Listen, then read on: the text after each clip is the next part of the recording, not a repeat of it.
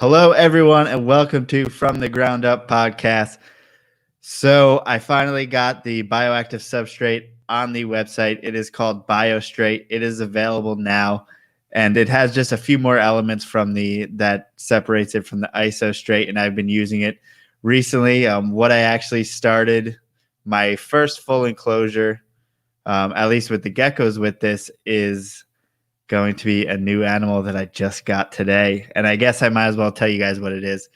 So Chris Painshop sent me a Leachianus gecko. So I'm really, really pumped to finally have a Leachianus and have the largest gecko species in the world, which is super exciting.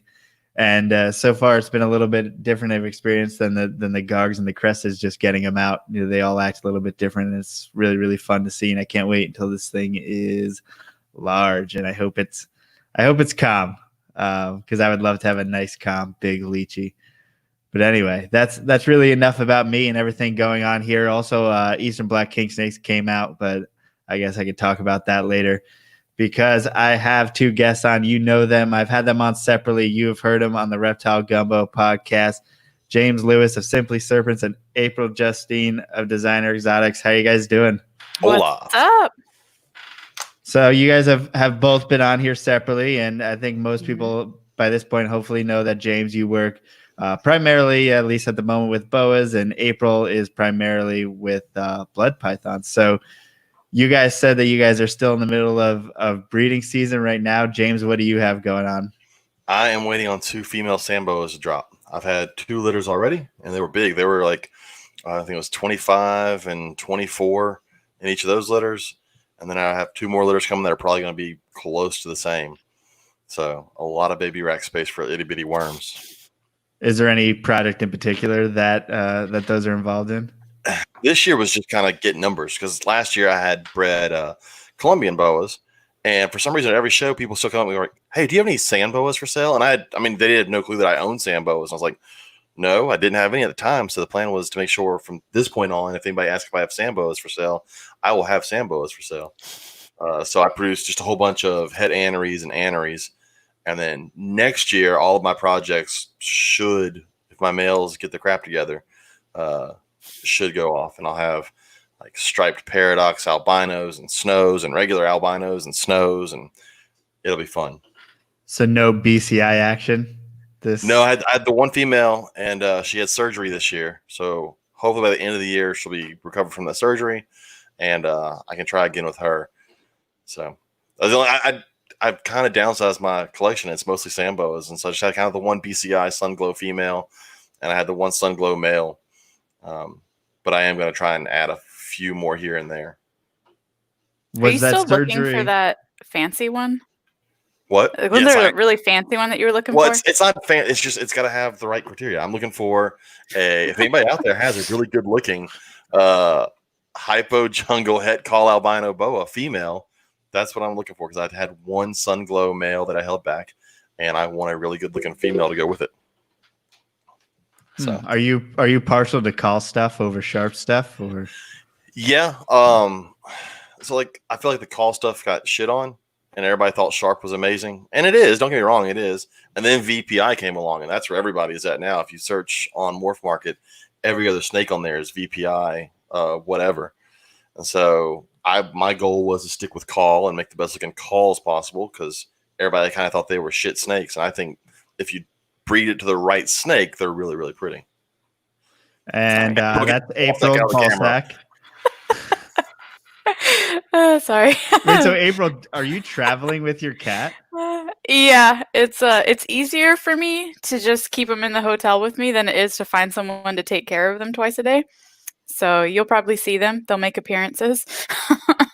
Sorry. Yeah. She has no problem showing you her ball stack. Like, did you tell them, hey, I'm going to have to bring some cats with me? I legitimately did. Not even kidding. I'm like, as long as I can go in the hotel where I can keep my animals, then that's where I'm at. So we're good. And who's keeping care of your reptiles? I have to go back. Well, I go back every 2 weeks or every week and take care of them in those stages. So there's a lot of work to do on the weekends. So when I do come home, I really have, no life, like no downtime at all, because I'm just cleaning snakes, you're rude, James. And taking care of my house and whatnot. So it's Yeah, an but you own interesting blood life I'm pythons. leaving. You own blood pythons. It's not like they really need a lot of attention. Honestly, though, blood pythons on cocoa fiber is very easy to take care of. So I can't complain too much. But then I have my retic and my berm who thrash the whole cage. So that's another story. Yeah. Yeah, so I guess to fill people in, you're doing job training. Yes. How far away are you from home? About 2 hours. So if I Okay, really so need to go home, I can. Yeah. Yeah. And I'm guessing you have like roommates who like if something's on fire, they'll know. Legitimately, I do not, but I have cameras up. Okay. So hopefully I'll find out. And I do have good neighbors, so fingers crossed nothing happens. But yeah, it's interesting trying to take care of a decent collection, especially with eggs that are going to be hatching any day. Like they're just going to have to chill in the incubator till I get home. Like my old roommate's coming home this weekend, so she'll check them and I might have to come home, but we'll see how this goes. It'll be interesting. That's for sure. Yeah, I'm not sure. I guess maybe that helps you kind of, I don't know, go beyond things that you can't control and maybe not overthink things. Yeah, because I'm like, okay, if they pip while I'm gone, so be it. It's warm in the incubator. They don't eat at first anyway. If they're touching each other, it'll calm them down faster. So, I mean, I can't do anything about it, so I'm not really going to stress about it. And when are you going to be done with this work training? Oh gosh, till like October, November. It's going to be a really long time. Oh, Yeah. so that's this is going to be my life for a while. So it's interesting. Any products in particular that are hatching out now that you're excited about? I have a striped Borneo pairing that should be going. That's the one, the eggs that went moldy on me. So half the clutch, more than half the clutch actually went moldy and gross and went bad. And then I have 5 eggs that those ones are hatching literally any day. I could come home and have those babies. So I'm excited about that. Well, I'm excited about all of them.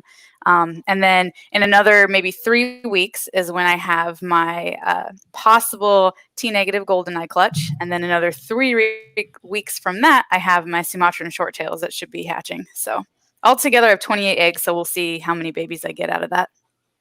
Nice. Would this be your first time breeding Sumatrans?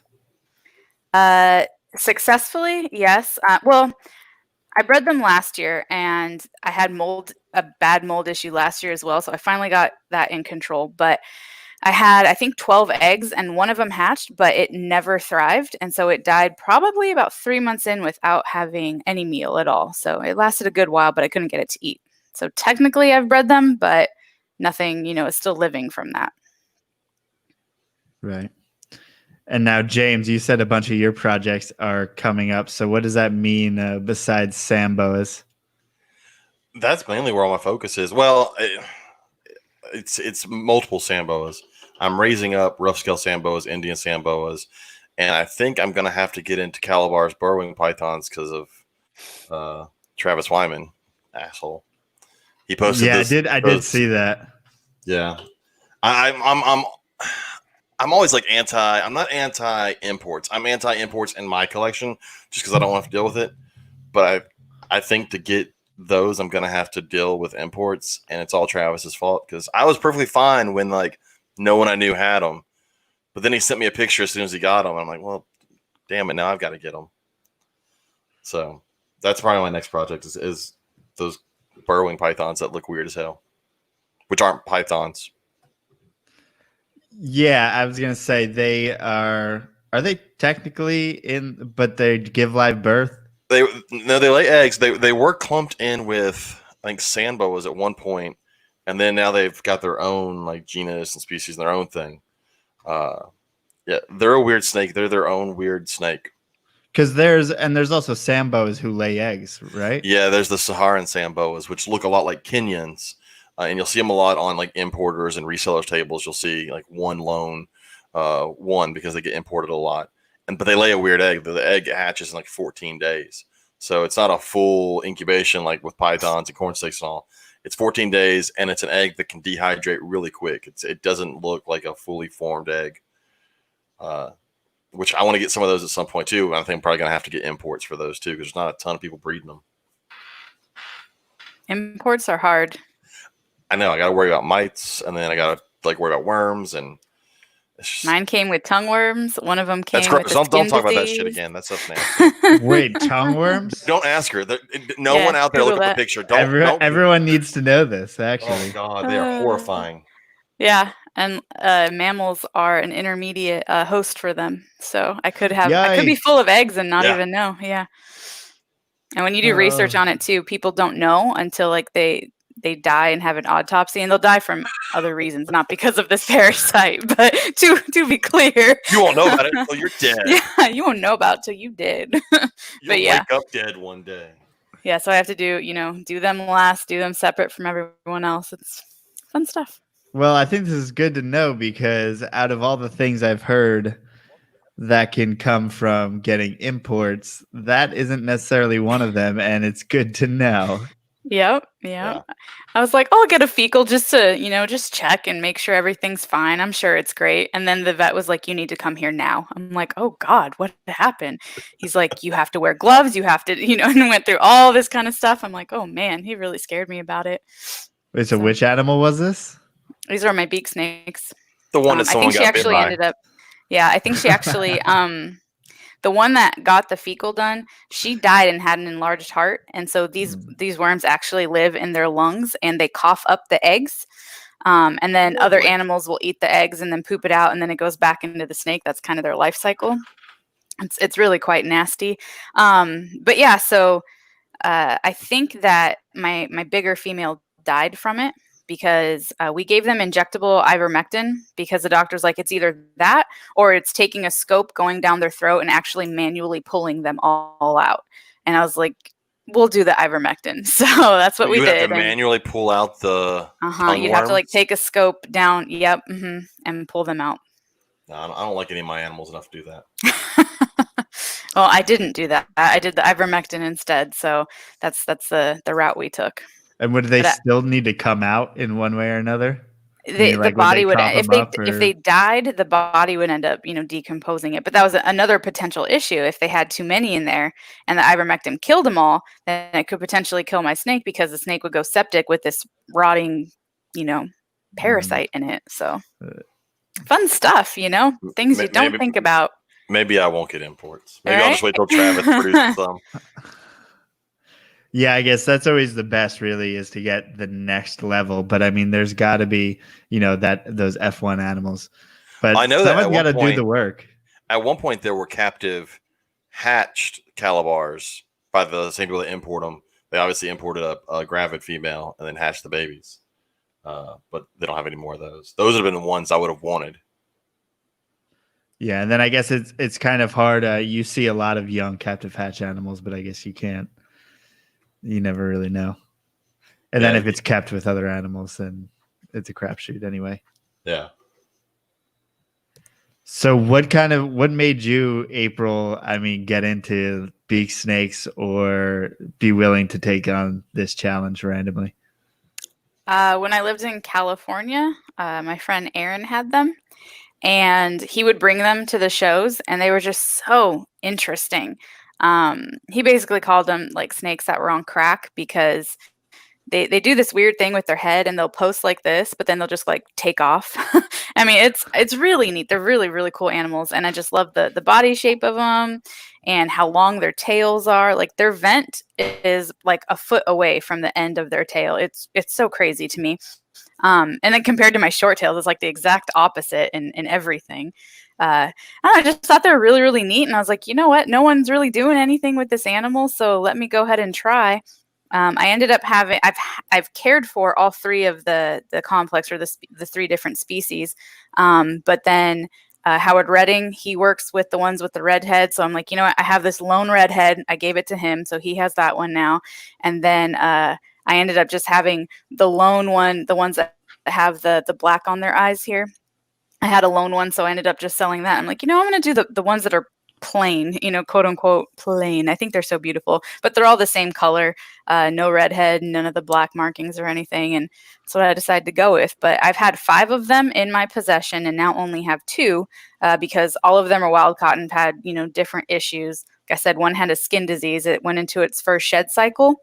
And as it was shedding, like all of its skin was coming off, like sheathing off. It was disgusting. And that was not That's gross. savable. Yeah. I tried to put the Silverdine, is that what it's called? Like the white cream solution? Yeah, Silverdine. Yeah, I put that on it, and that did not help. It helped. I mean, it was alive for a little bit, but that was very traumatic for a snake. I mean, like I said, it lost most of its skin because of that. I talked to my vet, and he said, it probably came over with a skin infection, and there was nothing you could have done. You wouldn't have known. So, different little things, I guess, right? So I guess, you got to be willing to get a real group of these animals. Yeah. And now I only have 2, and I'm actually going to send in their sheds to get them sexed because they're very difficult to sex, and see if I have a pair or not. Because if I don't have a pair, I might end up, giving them to someone else who has more animals and then can actually do something with the species. Because I would love to be able to buy them, captive, born and bred and all that. But right now that's not really so much of a thing. A couple different people are working with them, a good handful, but I haven't really seen any that are for sale or any that are producing that I've heard of. So if you've heard of anyone being successful, let me know. Are they natural amphibian eaters? From pictures I've seen of them in the wild, this is just some random pictures. They were eating mammals. They were in the burrows of the little mammals and eating mammals. So that's my guess. But then I was also told to vary their diet. So, and I don't have the ability right now to do that. I'm going to try with Reptilinks and see if I can do it that way. But they've been eating basically only live. I've tried to switch them over, and it's very hit or miss with that. So I'll give it a shot, but we'll see. Yeah, I feel like people always say that the imported animals that have the most parasites and issues are typically ones that eat amphibians, but I didn't know how true that was. I'll look into it more and let you know. Yeah, I guess at least people say that with a lot of the Indo colubrids and everything like that. Yeah, what makes you get those hairless cats? They're really cool. Okay, the story behind the hairless cats. When I was in 3rd grade, this is a long time ago, when I was 8 years old. No, I had a teacher at my elementary school when we had open house. She was an art teacher. She wasn't even my teacher, but she would bring all of these cats because she bred and showed. Yeah, she truly was like an older lady with like a crap ton of cats. And she had the ones that had the wavy hair on them, which are the Devon Rex. That's what they're called. And then the Sphinx, which were totally hairless, and they just acted so different from normal cats. And they felt really soft, and they were really cool and affectionate and wanted to play. And, most cats are like F you and walk away and do their own thing. These ones actually want to interact with you. And I just fell in love with them. So every time we'd have an open house, I would go to the art teacher so I could check out her cats. And since then, I was like, I'm going to get one. So what you're saying is in elementary school, you played with your art teacher's ball sack? Yes. Okay. All 10 of them. Oh, wow. A lot of balls. Feel free to clip that for the intro of your podcast. So what are you guys doing now as far as, can we talk a little bit about the Reptile Gumbo podcast and kind of, I know you guys set it up a bit differently than say just this podcast, which is just normal conversation, but it's a fun and different format that you guys are doing. Yeah, when I started the podcast, the whole goal was to not be, and it's not a negative thing, but not to be like you or NPR or THP, because all of y'all were doing really well, and I didn't want to be interview based. I felt like if I did that, I was going to end up interviewing the exact same people y'all interviewed. And just looking at the chat alone over here on the side, we have the same listeners. Those are all the same people that comment on our Facebook page.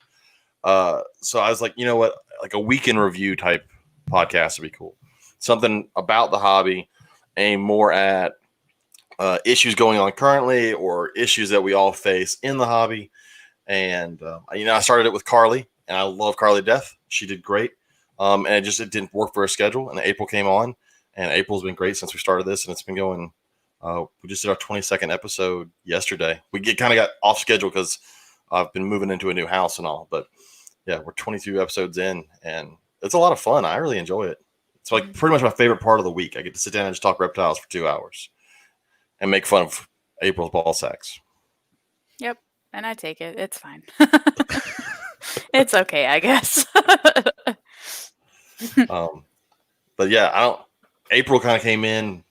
She was one of our guests at one point, and then she filled in 1 week when Carly couldn't, and then it just kind of felt natural throwing her in as the next co-host. And I really wanted a female co-host because there's not many out there. I needed somebody with kind of, it's definitely a different mentality than myself, and it's worked out well.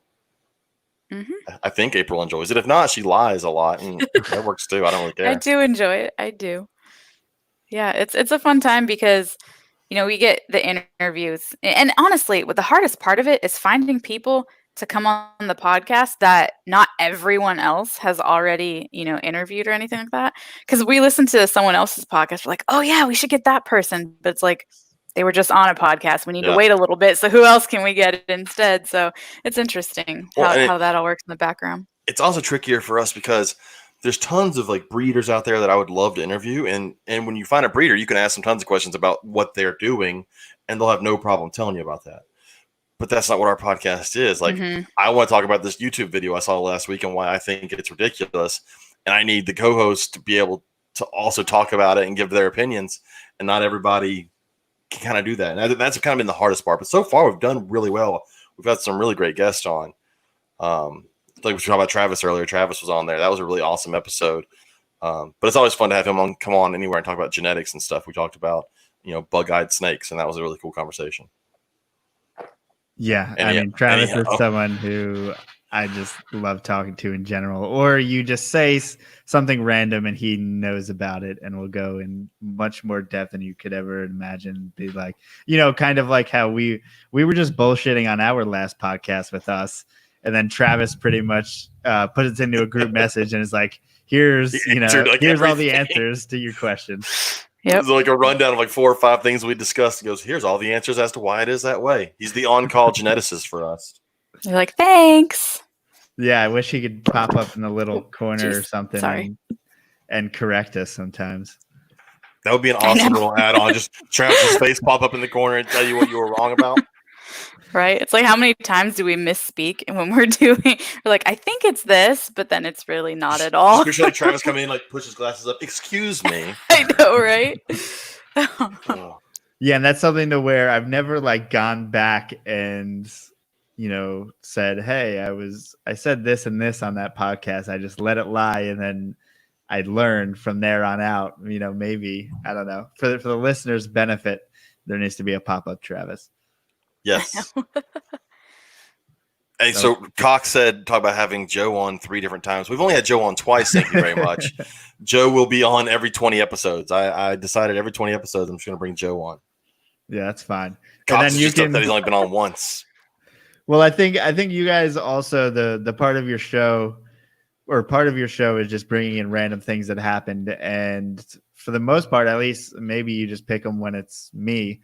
But you talk about things that are maybe a little bit more fun than just your average thing, like the porn star dying of frog poison. That comes from our listeners. That's one of the things I really wanted with this podcast was to involve listeners. And so every week we make a post, what did you see this week in the hobby or something related? And the porn star poisoning the guy with frog venom was an article from one of our listeners, which is still one of like my favorite articles I've seen. It's one of the best headlines ever. That it is. And then I also enjoy our questions. Each week we ask a question, and that's always fun. I know Justin's listening right now. He stole my question earlier this week on his last podcast. So I'm just going to throw that out there. That's just a call out, just a quick call out. So, talking about current events, though, seems as though the Florida tegu and iguana ban is going through. Yeah, I got an email from Florida. I guess at some point I got on the Florida Fish and Wildlife email list, and I got an email today about that whole process and that you have to apply to be grandfathered in. You can no longer own them. And it's just, that stuff everywhere is ridiculous. I get it. I get the point of it, but I mean, come on. There's tons of people in Florida who live there so they can own tegus and iguanas. And now you're going to make the criminals out of them because a few bad people who still won't listen to your damn law, let them loose. Well, some of them were criminals to begin with, Florida people. But anyway, here we are. And I know so many people that is a big part of their living is things like that. But 1 second. the animals are an issue there, and I don't know. That's a tough call. I hate to say anything. I don't know. The problem, and we've talked about it before, the problem I have with all these laws is that the laws aren't made for the people breaking the law. The laws are going to affect the people that are the ones that are following the, like, if they outlaw big snakes wherever, it's not going to stop people from owning big snakes. The people that were going to own them no matter what and then didn't care about laws are going to own them. The people that are going to let them go are going to let them go. But the keepers that we know, the people that keep big snakes, like April, who has retics and berms, keeping them properly, that's who was going to punish. And they didn't do anything wrong. Well, I think kind of a uniquely Florida issue with, say, iguanas and tegus is that everyone's keeping them outside, and there's only so much prevention you can take to keep those animals in. And I mean, you talk to, I'll just be frank about it. You talk to anyone who's been around some of the larger facilities down there, look in the woods around their property, there's animals hanging out. So. Well, Darren brings up a good thing. What happens to Ty Park? Ty Park's building that whole new area down there, and a big part of his collection is, iguanas or tegus and stuff. Hopefully he'll find some way to be able to get in there. But once those animals die, I don't know if he'll be able to get any more. Is it just green iguanas, or is it also like Cyclora and Tenosaura and that? I don't know. I know the tegus, it was like all of them, everything in the genus. There were 2 genuses they had listed. I can check my email because I still have it. Yeah, I know, because I tried to bring it up and I didn't find any type of post saying that. So it's just greens officially. Okay. So it's gone through tegus. It's the genus Salvatore, and I'm gonna screw this one up. Tupanabis. Sure. Yeah, and then for iguanas, it's just greens. Iguana.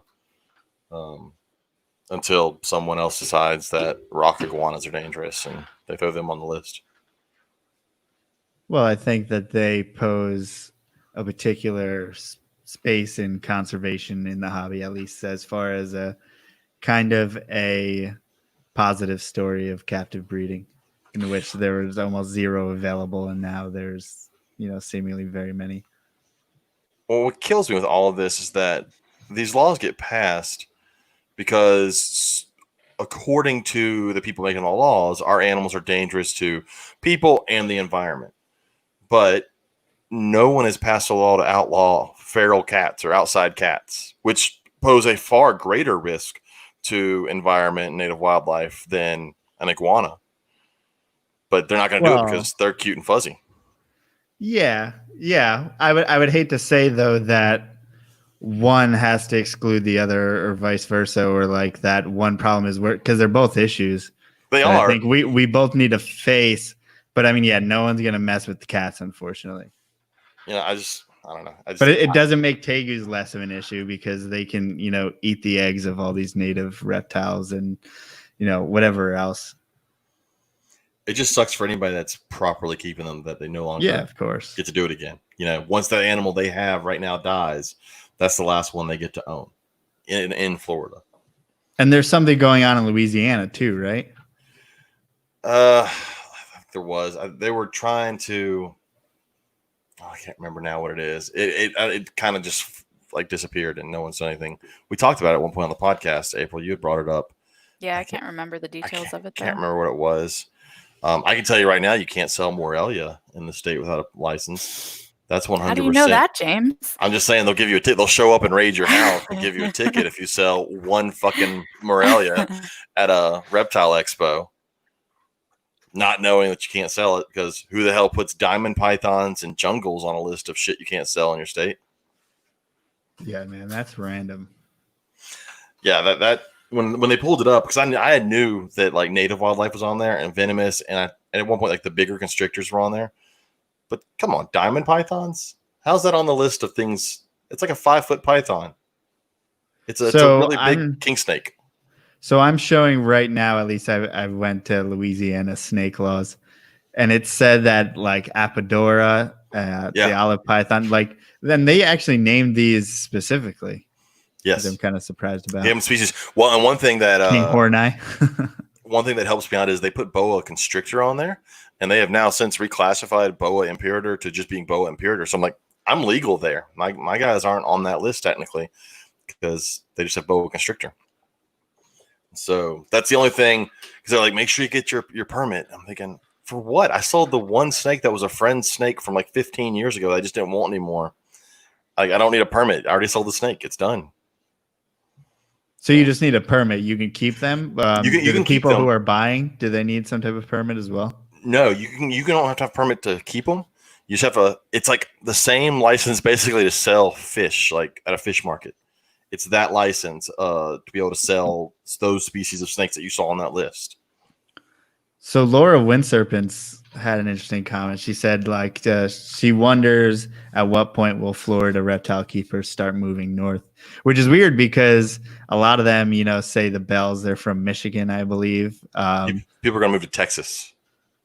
Yeah.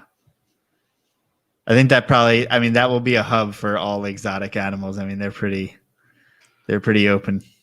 Oh, there's somewhere. Who was it? It was on your podcast or on NPR at one point. Someone lived somewhere where you couldn't own Morelia in a certain county in Texas. Yes. I know of someone who lives in a county like that. I just think that's a weird species to put on a list of things you can't own. I still think Apodora is a weird one. No, it was. I believe it was all pythons. I think it was just like people that the people who think that all pythons are berms, basically. So they're like, no pythons because they're all giants in the city. Yeah, it was just like a weird ignorant thing that passes because people don't know any better in a small city. You just want to show up to like that meeting when they're making that law with like a Stimsons, a full-grown Stimsons. Go, are you afraid of this? Which they probably are. Look, it probably makes no difference. April, so is that a particular type of hairless cat? Like she's the multicolored she's a calico. ones? Yeah, she's like how you have regular calicos. That's what she is. She's expensive, is what she is. Yeah, she is. How much does a regular hairless cat cost, and how much does one like that cost?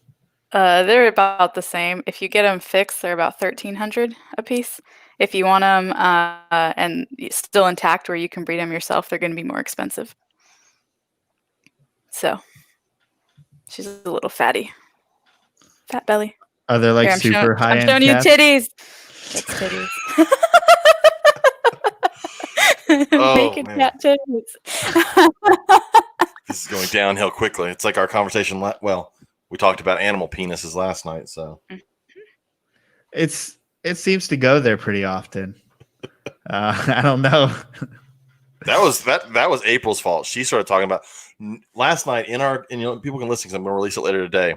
But in our conversation with Chris Salemi, neither one of us were talking about genitalia, and out of nowhere, unprompted, you're making me blush. Like I'm getting so red right now. Just penises out of nowhere. So, well, you've seen that meme, right? Where it's like someone having normal conversation, me talking about how snakes have two penises. Yes.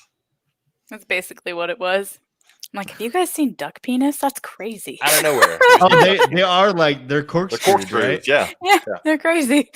All right, see, and now we've brought duck penises over to your podcast. So I mean, it is important though. People need to know this stuff. Duck penises matter.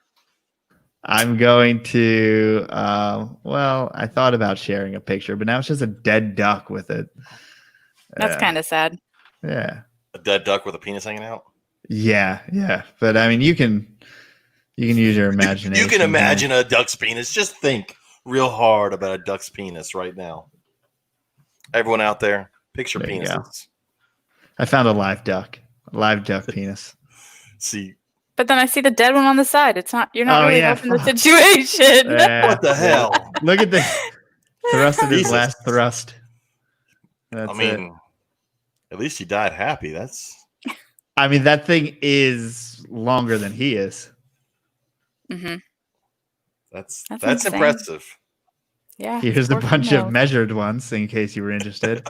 Now they're just giving them complexes. The duck on the left's like, yeah, I get it, guys. Mine was short. What is this? Hey, don't make fun of him. He can't help it. He was born with it. Is this a claw on the end of it, or? Oh, word. My word. I don't know. I have no clue. It looks like it. If it's still duck, I don't know.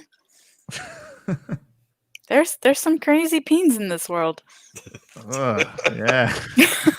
Just when you thought you'd seen them all, you know. April's on Tinder. She's seen a lot of them.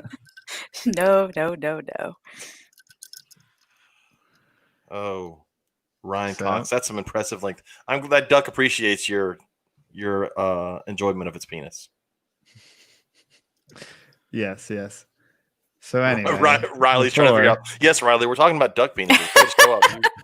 You've come to the right podcast. If duck penises are what interests you, I'm like, yes, I derailed him again. Riley should be no stranger to duck this. penises. Yes, and being a hooligan on podcast for, we had a 4-hour, which is one of our top downloaded podcasts. I think it's like literally number 2 or 3 is me, Riley, and Andy for 4 hours. The last 2 of which were just, who knows? A shit show. Dallas said he thought it was a family-friendly show. There's no way you thought the 3 of us were a family-friendly show. That is weird, though. Yeah, I've tried to reel it in as far as like either stop cursing or make it more friendly for everyone. But with you guys, or it's not National Geographic stuff. That is true. It is. We're teaching here. We did ask on our podcast that if anybody has any interesting penis pictures of animal penises, not your penis, to send them to April. April just can't get enough of weird animal penises. I mean, would you not be if you had a listener with a very, very weird penis? No, not human. We don't want human penises. Only if they got a double penis, then I'll take that. That's what I'm saying. Like, there's levels to this. I didn't know the rules. Apparently, if you have a really, really weird human penis, you're on the list of weird animal penises. It's like the Howard Stern Whack Pack, except you can have like whack peens. It'd be, Yeah, exactly. Oh, God. You got to have a listener with a micro or a corkscrew or 2 of them or something. Yeah. James is so disgusted. Just two podcasts, and now we're talking about penises again. Well, it started with hemipenes. No, it didn't. It started with duck peens. It started with duck penises. It was you and duck penises. It's okay. But, back to breeding with reptiles. So, anywho, back to our podcast. Joe. Yes. We need to know how the springtails in the eggs are doing. Yes. Oh, I already updated. Yeah, well, I guess I updated everyone, but Katie had asked, what's going on. On the podcast, yeah. I was like, did Katie ask you? Okay. I forgot to put them in there. And then I was like, I'm going to do them now. And then I didn't. And then I'm going to do them tonight. Someone out there with eggs, please throw springtails in there and see how it goes. I have so many springtails. It just hasn't happened. I'm going to do it, though. Especially if you have moldy eggs, just pour springtails in. And I've let... I had a clutch that I've had a few eggs completely mold over and I haven't touched them on purpose just to see what happened, and nothing spread to the other eggs or anything like that. So it's not even like it seems as though the mold is not something I'm completely worried about. It seems as though if eggs are going to be good, they're going to be good. But I'm sure there's situations where that isn't true at the same time. I'm not worried about eggs at all. Yeah, I guess that's one thing. Weird egg people. Yeah. Also, you come into a whole mess of weird smells and disgusting bodily fluids and then nasty little worms. The sand boas actually, like, there's like no fluid when the sand boas. We figured that out on, I think it was Snakes and Stogies. We figured out, and I'd never realized it, the difference between like my sand boas give birth and like my boa constrictors give birth is it's actually 2 different types of birth, 2 different types of live birth. I didn't realize there were 2 different because I just never put 2 and 2 together. But like when boas give birth, it's gooey. There's a big old pile of goo and mess, and it looks gross. It doesn't smell horrible, but it definitely looks gross. When sand boas give birth, though, they're actually hatching inside the mom and then coming out. So there's no like birth that comes out with the snakes. There's no big piles of goo and all that stuff. So what the hell is Ryan Cox messaging? What? I'm afraid there's dick pics here. Ryan, that's not a whale's tongue that you just sent me a picture of. I'm afraid to look. Ryan Cox sent us all a group picture of a whale's penis. If you Yes, don't know, Riley now you Jimison. know. Riley Jimison said rainbow boa birth is messy. Yeah, it's like boa constrictor. Is it smelly though? Is it smelly? It doesn't really smell that much to me. It's definitely not worse than like a big turd. Like when A my rainbow boa, boa is smelly, Riley? You can tell us. Because I feel like some people have they've opened the door to their snake room type of thing and just know my rainbow that boas didn't the smell bad. animals My gave boas birth. didn't. No, I mean, look, a fresh turd out of a boa is definitely worse than babies out of a boa. I'll take babies. Really? Yeah, Riley said they're not smelly, so. Yeah, he says he does I do a full clean also. Just you want to get rid of that smell. And there's a lot of goo. There's a lot of substance to a boa birth. That's just, I don't know. But it's fun. It's cool that you can forget it, right? You pair them up and just totally forget them. I think that's pretty neat, especially with all the issues that I've had with my eggs. Moving from California to Memphis, I was not used to the weather change there, which basically was from 10% humidity to I had 86% humidity last week. So it's a crazy difference. So I don't know if maybe that was the issue, but I've thought, maybe boas, don't have to worry about them. It is easier. But then I was like, nah, whatever. But I don't know what I'm thinking. If you've ever had like that, say an egg hatches really early, or you have a whole bunch of a clutch out, but you leave the eggs in there, it seems like the eggs start to smell rather bad and attract flies rather quickly. So I can imagine that if you didn't do a full clean after a boa birth, it would be pretty bad. Yeah, I mean, you've got to. I can't under explain how much goo there is when a boa gives birth. Like I said, it's completely different when sand boas. Sand boas, there's nothing. There's a little bit of blood on some of the bedding, and it's a little wet. You can always tell when they've given birth because when you walk in, the tub is covered in moisture, and you can tell I'm going to open this up and there's going to be babies. But it doesn't have all the goo of a normal boa. So I was told that you actually eat the afterbirth. No, Justin. Hey man, that's what the chat says. I just listen to them. God, it grosses me out just because I've touched it. It's gross. I can't imagine. Oh, you put in a smoothie with strawberries. You can't. Look, I'll save the next one for you. No. And I'll make you a smoothie. You come down here, I'll make you a smoothie. No, thank you. That sounds horrible. I mean, that's always a thing, right? Between reptile breeders is like trying to eat a slug. What do you think? You think a boa infertile would be any worse? Ugh. Do it. Yeah, do no. it, You can put that thing right in a frying pan. That sounds so disgusting. It's like a chunk of squishy amber. It's weird if you've ever seen an infertile boa ovum. But when they dry, one of my sand boas this past season, I thought was pregnant, and apparently was. I didn't catch when she laid 3 infertile ovums, and I missed them. They were small and they dried up. When I found them, they were cracking and falling apart. But it was like finding amber. It's this yellow orange color. She never had babies. She just had these 3 little infertile ovums, and that was it. They're weird. It's different than an egg though, because if something lays an egg and it sits there and goes bad, you're gonna smell it. But these little things, I mean, there was no smell to them.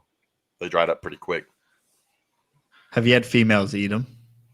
I actually caught the last female gave birth. I interrupted her, so I don't know how many she really had.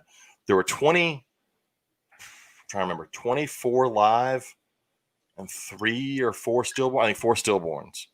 And I caught her in mid swallow of a stillborn when I opened the tub, and it freaked her out. She threw it up. But had I not, and I don't know if she ate any more before I even got there. She may have eaten 1 or 2 before I ever got there. But yeah, they'll eat the stillborns. There's some cool videos around if you find boas or any snakes that give live birth. You'll see the moms will go around and they'll nudge the babies with their nose to see if they move.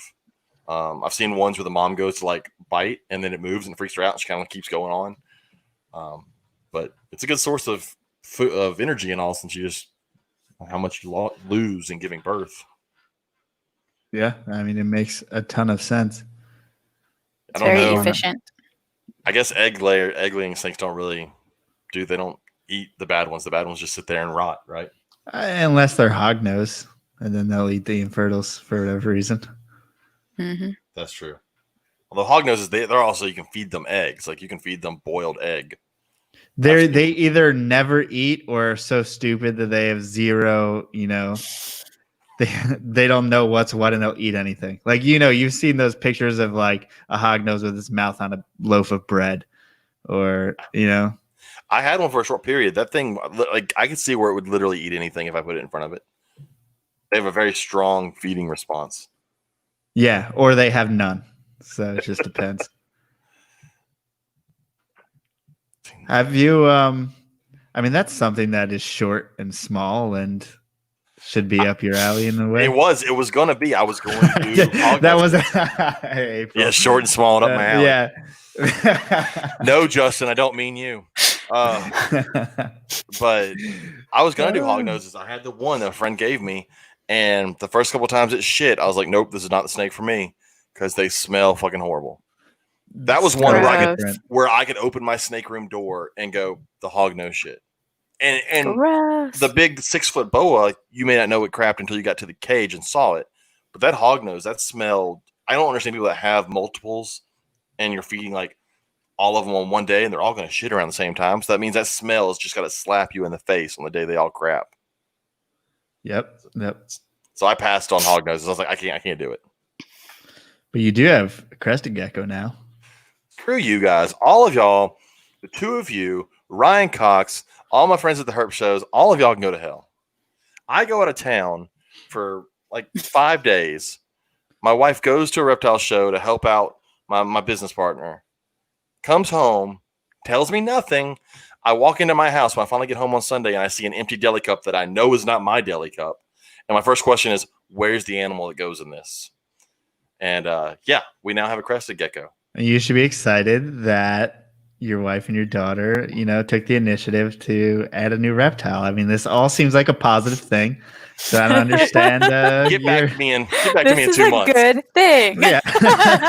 Get back to me in 2 months and see who's taking care of it. Well, so lucky funny for you, it's just some powdered diet. Makes it right up. Well, the great thing is also like room temperature. That's also a great thing. Like not having because I've got Uromastics who I have to keep in a freaking oven all the time.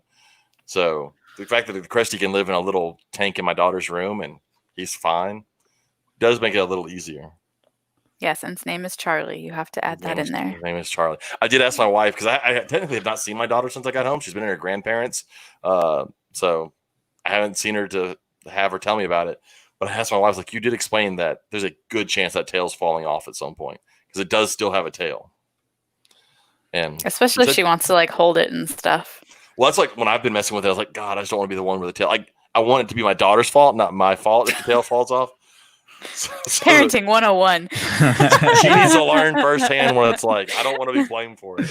Yeah. If it's your fault, that's not a good look. But it could happen to anyone at any time. I'm ready for it myself. So all yours still have tails that you just got? Yeah.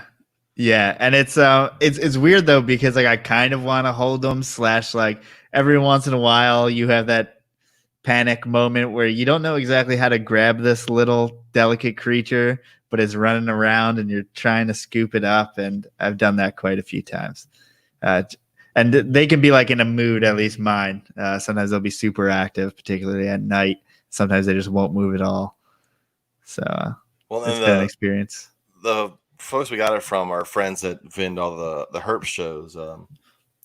JT, who owns a reptile pet store in Oklahoma, but they said that it was feeding off of like a spoon. It wasn't really wanting to eat out of the bowl, but you could spoon feed it. I'm like, why do we have to get the special lizard that has to be spoon fed? It's like this thing's gonna learn to eat out of a bowl. That's its only option. It's gonna learn to eat out of a bowl. You put it on your finger and have it lick your finger. That's cute. Freaking adorable. Put it on your nose.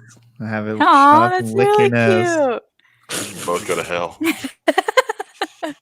And then apparently, that is really cute. And then our friend Sean Gray like sat down with my daughter and like she asked questions and he told her everything she needed to do. So I do appreciate the folks that helped her out. I also want all of y'all to go to hell. I mean, you got the easiest creature. She didn't come home with like a sugar glider or a hamster. She sent me a picture of a hermit crab. And I was like, let's wait until we get settled into our new house before we get a new pet. And then when I get home and I see the empty container, I'm like, oh, she got a hermit crab. And then I find it's not a hermit crab. So, I don't know. But I had hermit crabs back in the day. They did not do very well with me. Everyone forgets you have to heat them. You have to keep them heated. Maybe the that biggest was problem. it. They get cold and die. They're a tropical crab, and that's the Was biggest that not in the problem. care sheet? It's usually not. Usually, like, here, put it in this little plastic box, and it'll be fine. That's what it did. Yeah, Didn't And work. then they freeze. That's what kills most betas too. People get betas, and they wonder why in the winter their betas die. It's like because your house is cold. So, pet 101 for everybody out there. Hermit crabs are cool. Have you ever seen a full-grown hermit crab? They're like the size of a softball. They're massive. I mean, the ones from the Pacific Ocean are not that big. They're very small. Like in California, you can go to the rocky beach area. Yeah, it is different. Hermit crab. They're that's tiny. an aquatic hermit. But see, that's an aquatic hermit crab. They come out on land too. Yeah, but those are still aquatic. Yeah, but those are aquatic ones. The ones you buy in a pet store are not those. Those are land crabs. Do not put them in water. They will die. They will drown. You can give them a little pool though. Yeah, you can give them just a little one in the corner. Don't chunk them in a fish tank. They're not going to make it. Because where my wife grew up on the coast, you can go down there and find the hermit crabs down there, but they're aquatic. They come out and they'll crawl on the rocks, but they've got to go back to the water. But when you buy one out of like the souvenir shops on the beach, those are land crabs. But they can get the size of softballs if you grow them up and take care of them. They're actually a really cool pet. I'm ignorant towards hermit crabs. I had no idea. Most people are. Unfortunately, they are seen as a disposable pet, kind of like most of the animals in our hobby. Yeah, most of mine never made it past the summer. Holy crap! Now, see, that's not a hermit crab. That's a this is a coconut crab, coconut crab I saw for sale at Hamburg. So someone has this in their fucking basement right now. Those things are my awesome. Goodness. They're massive. I mean, that is not awesome. That is what nightmares are made of. What? No, I love it. And they're arboreal, so like you need. Can we eat them? You can have it, and then I'll have it for dinner. No, it's awesome. You're cruel. It is shaped very much like a hermit crab, but without the shell. But I mean, they look like freaking aliens. Look at the picture with the dog. No. Yeah, like essentially, what you mean by crab without a shell is it looks like a straight extraterrestrial of some sort. Yeah. Have you ever seen a hermit crab out of a shell? That's the weirdest fucking thing. Yeah. They don't look right. Bradley said there's one for sale in Sacramento. So if y'all are in Sacramento, you can get one. I don't know how you would keep that. Like what do you keep that in? Like what kind of setup? I guess it's got to have water. But it's also one. You just turn your whole basement into a tropical paradise, and then you basically need this. You need like a 4 foot tall, 8 foot wide. It's basically like keeping a retic. Like if you were going to keep a retic, keep this thing in the same size cage. Yeah, and then you need a coconut tree in there, and it'd be good. A lovely bunch of coconuts. And that's really it. I've always also wanted to go see the Christmas Island crabs. When they do their like big those are the ones that do the big migration where they make bridges over like hundreds of thousands of them move across roads, and you can't cross roads because there's crabs everywhere. Whoa, I need to look this up immediately. Okay, things are happening here. That's pretty you can buy these at reptile shows. I see them all the time. Look at these things. I don't know why you would necessarily want to, but wouldn't that be awesome? I think they make like bridges and stuff in certain areas so they can go. Yeah, like look, they have the border of the road, and then there's other ones where they actually have like a bridge that goes over the road so all the little crabs can go. Let's see if maybe I can. All these videos will get me kicked off of YouTube. Yeah. You will. Yep, they will. Yeah, National Geographic, I don't think fucks around. The last time I put these guys, Great Big Story, I did the Louisiana pine snake. They ripped off the video off of YouTube. Did you see the thing with the Louisiana pine snakes that were just released? Yes, I did. That's exciting. Maybe not for April because she doesn't like Louisiana pine snakes. I mean, I don't mind them. I don't have anything against them. Pieces of shit. They're not blood. I don't care. They don't want to live. Well, they do want to live in a hole in the ground. So it's very similar to bloods. I mean, they're cool snakes. A lot more serious about telling you. Even if they're not as they don't have consequences at all. They'll let you know within 5 feet of them. It's only yours. Okay, yeah, I suppose so. I could reach around right now behind me and grab mine, and you'd never hear it. Well, I that's think because it's huffed once. it's because yours are hybrids. They got bull snake in them. That's what it That's, is. there's someone out there who thinks that. Trust me. They're like yours heartbeat is 5.2 too high. It's probably a hybrid, so it's not a big deal. But I have so I have Vanny Venter line, and then you have I guess you don't call it Majors line, but No, I mean, is there any name? No, Just not as- really. It's just came from Theron. He collected the parents in the wild 20 years ago. And then I should have what is the other line? There's also Ginter, but there's one more. Can you help me out? Doesn't last Oh, LASIK. Yep. So hopefully I'll have LASIK line soon. And then there's eventually LASIK lines of a ton of different types everything. of species. Yeah. Yes, because he's bred everything. Yes. Right now he's been breeding a lot of Senicollis triapsis or the don't be using big words. Western green rat snake, which those are cool, and I'm surprised that people don't keep them more in the hobby. I don't think they're very straightforward and easy. Really, they're a pain in the ass. Because that's a cool, like, people don't realize we have a green snake in North America. Because no one other than like the smooth and rough, like the little green snakes that people see when they're kids. Right. But, like, how big does that rat snake get? Ooh, I want to say it could get easily 6 feet, maybe 5. I could be totally speaking out of place. I have no idea. I wonder if their behavior is more like a racer or if it's more like our rat snakes over here. Well, yeah, I mean, some of our rat snakes, especially if you work with, say, westerns or stuff like that, can be a little bit squirrelier than you would expect. So, I believe this guy is going to be a little bit more flighty than your average. I mean, these aren't gonna act like corn snakes, and their immune systems aren't like corn snakes either, and their keeping is just interesting. So basically, what you're saying, it's not a corn snake. That's what I heard. Wait, are you sure it's not just a green corn snake? Well, I think because like the other rat snakes you can treat as corn snakes, essentially just larger corn snakes. You can keep them as such. Well, see, this animal not so much. In that picture, they're not Pantherophis either. Right. Yeah. So I can't breed them to my corn snake and just make green corn snakes?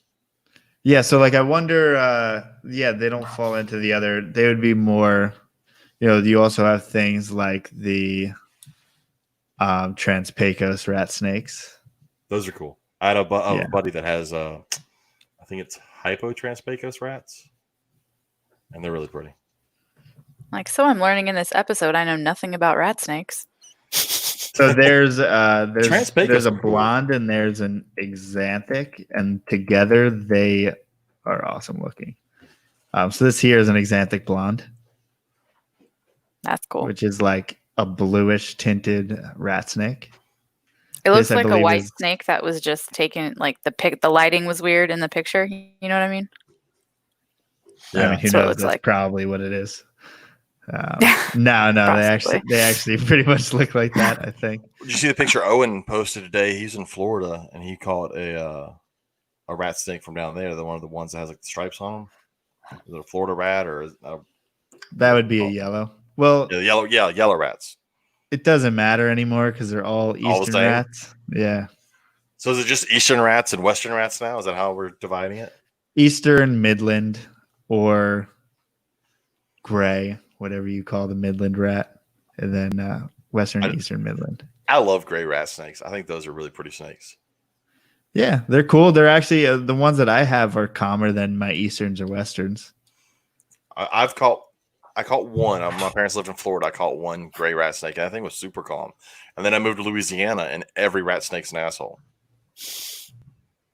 Every wild one? Yes. Or ones that I had at the zoo. I mean, I had 7-footers that would want to eat your face. Yeah, see, that's awesome looking. Because I've seen things like the Eastern rat snakes here in PA being actually very calm in comparison to their captive counterparts. And I've also seen some really, really good black rats. Well, that's like when you watch videos of folks that go to like Australia and stuff, and they pick up scrubs in the wild, and the scrubs don't try and kill them. But if you like watch some of the people pick up their scrubs out of their cage, it's a completely different story. Who knows, man? It could be how we're keeping them. They're just pissed off that they're in a box. That's what it is. I don't know. Maybe these animals are just expending more energy. If you were to find an animal that's just most of the time we're stumbling upon it, maybe that's a male who has exerted a lot of energy and maybe doesn't want to fight us off. Well, and all of our animals are charged up. They're all at the optimum temperature for wanting to kill you. Yeah, exactly. Yeah. Oh, Jay-Z's Reptile says, "What are Texas rats?" That's Western rats. They call them Western rats or black. Like, I don't know. Well, now, it's hard because the colors, like say black. If you go up north, you know the northern range of the Westerns are going to be black in coloration. Well, like where I sit in Louisiana, it's kind of where they come together. The Texas rats are what are north or used to be or whatever called black rats. That's kind of that range in between. I don't know. Yeah, so you like it particularly say in Alabama, like where Dallas Rua is, they find gray rats all the time. Yeah. But and then just go over a little bit east, and then you start getting yellow and stuff like that, and a little bit west. See, and I find it weird that they just want to lump all that stuff, like lump rats. Like there's so many different types that definitely just seem different. You know, it's hard. It's phenotype. Yeah. You know? Who am I to say? I do like the yellow rats. Some of the yellow rats are really cool looking. I have an Everglades that's really nice. I need to show them off eventually because I haven't showed it since it was a baby, but now it's like super, super red. And then those, it's so red that there's not even really any pattern. It's almost completely patternless for whatever reason. It's a morph. Go ahead, breed it. Make your money. There you go. Now these things have been bred together for so long to make redder and redder animals. It's like, yeah, who knows what's going on? I think that's what a lot of our things like corn snakes and stuff like that, we've bred for phenotypes. And then it was before people really cared about figuring out morphs and things like that. They were just breeding things that looked cool. And then now it's like there's like 5 genes going on that make a phenotype in which, we don't know how it can deconstruct. You cannot find a corn snake at any reptile show on Earth. Just a normal. They don't exist. They no longer exist. No one makes normal corn snakes anymore. They have 5 or 6 genes in them, and good luck on figuring out what they are. And those are only the genes you can see because there's another 20 hidden in there that when you breed it, you go, "What the hell is this?" Yeah, it's fun. It's a weird thing. How are those that's ones the fun of corn snakes? How are those ones from Tinley that you got? Those little albino or orange ones that you got at Tinley? Oh, no bueno. Oh, really? Yeah, which happens, but that sucks. Yeah, those are cool looking. Yeah. Did you have one already though? It's turned me, yeah, but I'm pretty turned off of that. Really? Project, yeah. That sucks. Yeah, that happens though. I know you got cocks hooked on rat snakes. Well, I made him go home with a pair. He didn't have a choice. It's like, hey, you're gonna learn that these are cool and you're gonna like it, and that's it. What were those? Those were from North Carolina? They were from around White Oak, so I believe northern Florida. I forget, to be honest. I couldn't remember what those. I knew they were a locale one that you gave to them. Yeah, it was from a White Oak female and undocumented looks like White Oak male, and so that doesn't really mean anything. I just call them gray rat snakes. So, Justin, no one gives a shit about your beards. We're not going to talk about them. No one cares. Did. Yeah, that's about as much as we're gonna. They exist. Enjoy that. Just like we're not gonna go in depth about your green snakes on a stick. Yeah, I love the bears. I just haven't really. The bears. Oh. I just My pun of the day. I haven't brought it. I haven't brought myself to buy a gray snake, not knowing exactly what it looks like. I need to find some lineage animals that I really like. Well, I know a guy who has a bunch of beards. If you're interested, I mean, he hadn't That's what I bred any of heard. them, I don't think. So he just kind of has them. Justin. I think he's close, right? Has he got another year, or did he try him this year? If you would just power feed him like everybody else, he'd probably be right there. See, everyone in this chat wants them. There was probably a dude. There's probably dudes at some point who turned him around in a couple of years, 2 to 3 years. People didn't give a fuck. I got a bear. It's 1.5 years old eating large rats. What is? Have you heard of rat snakes called the Mexican? Where'd it go? So he's talking about the night snakes. Let me pull them up real quick. They're super cool. I mean, basically like a Mexican corn snake. I forgot their name. Justin says he's 3 days away from the first clutch hatching. All 2 eggs of the first clutch of bears. Hey, that's a start. So they're pseudo alafe for all the people following at home. Pseudo alafe. If you had that on your bingo card, you won. Fluvarufa cool. or some bullshit. I don't know. Oh, it's super sick. This one is a particularly, it kind of has the reds and yellows of an Okatee, but just a more intense head pattern, as well as the eyes are typically rather. Is that a juvenile? Do they like dull out as they get older? Yeah, I mean, this is pretty much as good as you could ever imagine when looking. I mean, this is going to be your normal adult right here. That's still a cool. Which is that's normal really pretty. base. Yeah, like normal corn snake base. They also have aneries, which are really, really cool as well. The eyes. Those are neat. Dude, look at this one eating a bat. How sick is that? Hey, now he has coronavirus. Way to go, snake. Oh, poor guy. They got like the cat eye snake, the big old eyeballs. Yeah. I like the cat eye snakes. Those are cool. They just got that big ass head and small neck. Yeah, it's a little weird, but they are very cool. Yeah, I just don't want to mess with the feeding. Sorry. But these guys, from what I've heard, it's kind of like the females can be very productive and then can randomly die. One of those kinds of species. Oh, lovely. Yeah, So it's like you see people get in and out of them all the time. And there's always like a few captive born and bred animals floating around, but not very many like good, not a lot of stock of them or people solely working on them. I'd be interested if anyone who's listening knows more about people who breed them, let me know. I say give it 10, 15 years and you'll see. Like, I think that's where we're headed in the hobby. 10 or 15 years, and you're going to start to see some of these things that you say, they get imported and all of them die. We're going to start to see that turn around. Because, that used to be ball pythons. It used to be everything, that you take out until we figure it out and hone it in. And it just takes, the trailblazers that are going to do it first and figure it out for the people that don't want to put in that work. Because that's honestly, it's a lot of work to figure all that out, Well, and the hobby's getting more towards wanting to figure that out. They're wanting to get to more of those odd ball snakes and getting more in the hobby again, which is cool. Did you see, and I'm going to pull it up right now, Ari Flegel, he posted a picture of his new tank, and he has a bunch of tentacle snakes.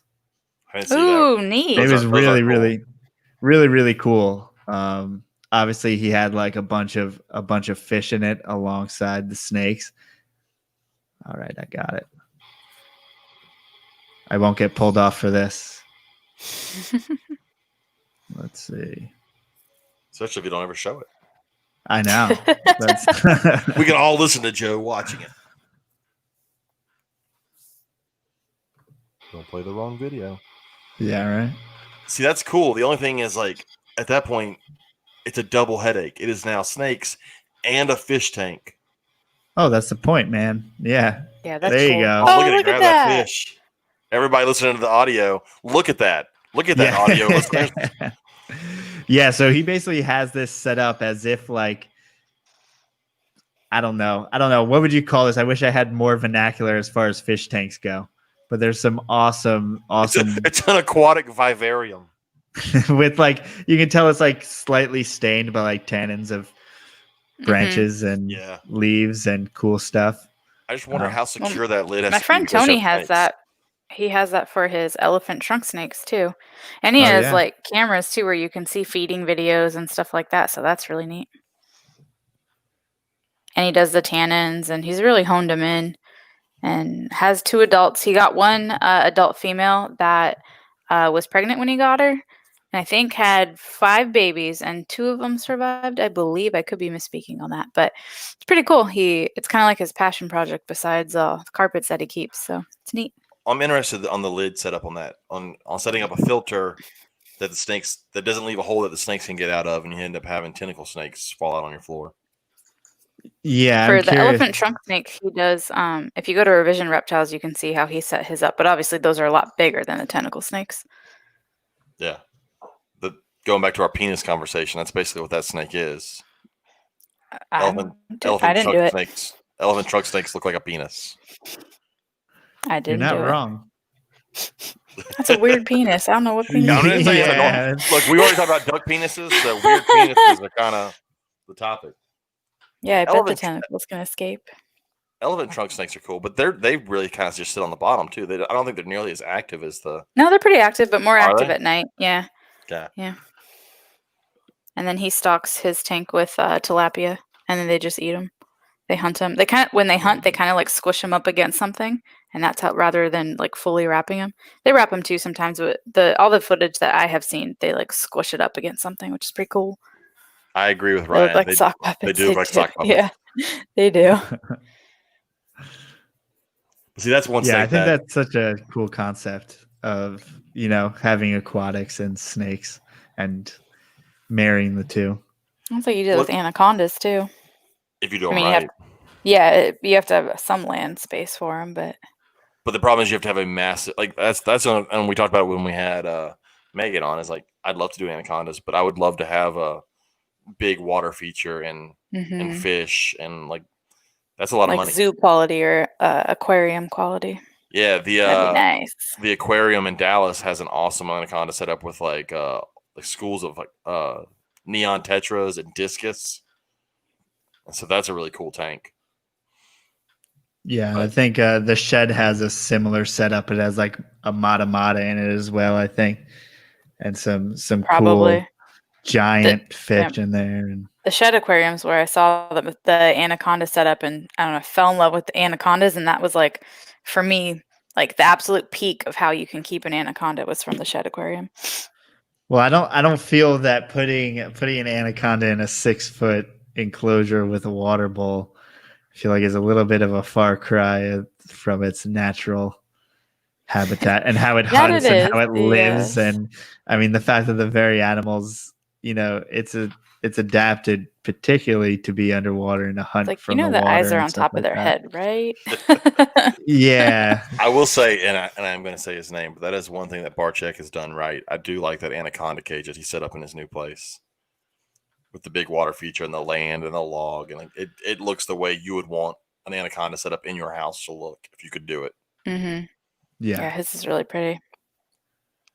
And Charles I Howard like said it. discus are expensive, and that's true because I thought about getting discus at one point, and those damn fish are super expensive for a fish. I know people out there going, "Yeah, but you'll pay more for a snake." Yeah, but it's a snake; it's more important than a fish. It's also less, at least for us, we're going to have a lot more luck probably with most snake species than we ever would a discus. Well, Yep. if I spend that kind of money on a fish, I better be producing more fish. Is my only problem. Like that's where my mind goes. I'm like, I need to make that money back. That's a lot of money. And then You don't just like it for the peace and serenity? I do, but they're expensive. And you still have to clean up fish poop. Yes, I'd love to use salt water, but I can't afford salt water. I've seen a lot of people who breed discus and they do like very sterile setups. And But yeah, it's just a tank. yeah. No gravel. Yeah, but they're cool and they get big.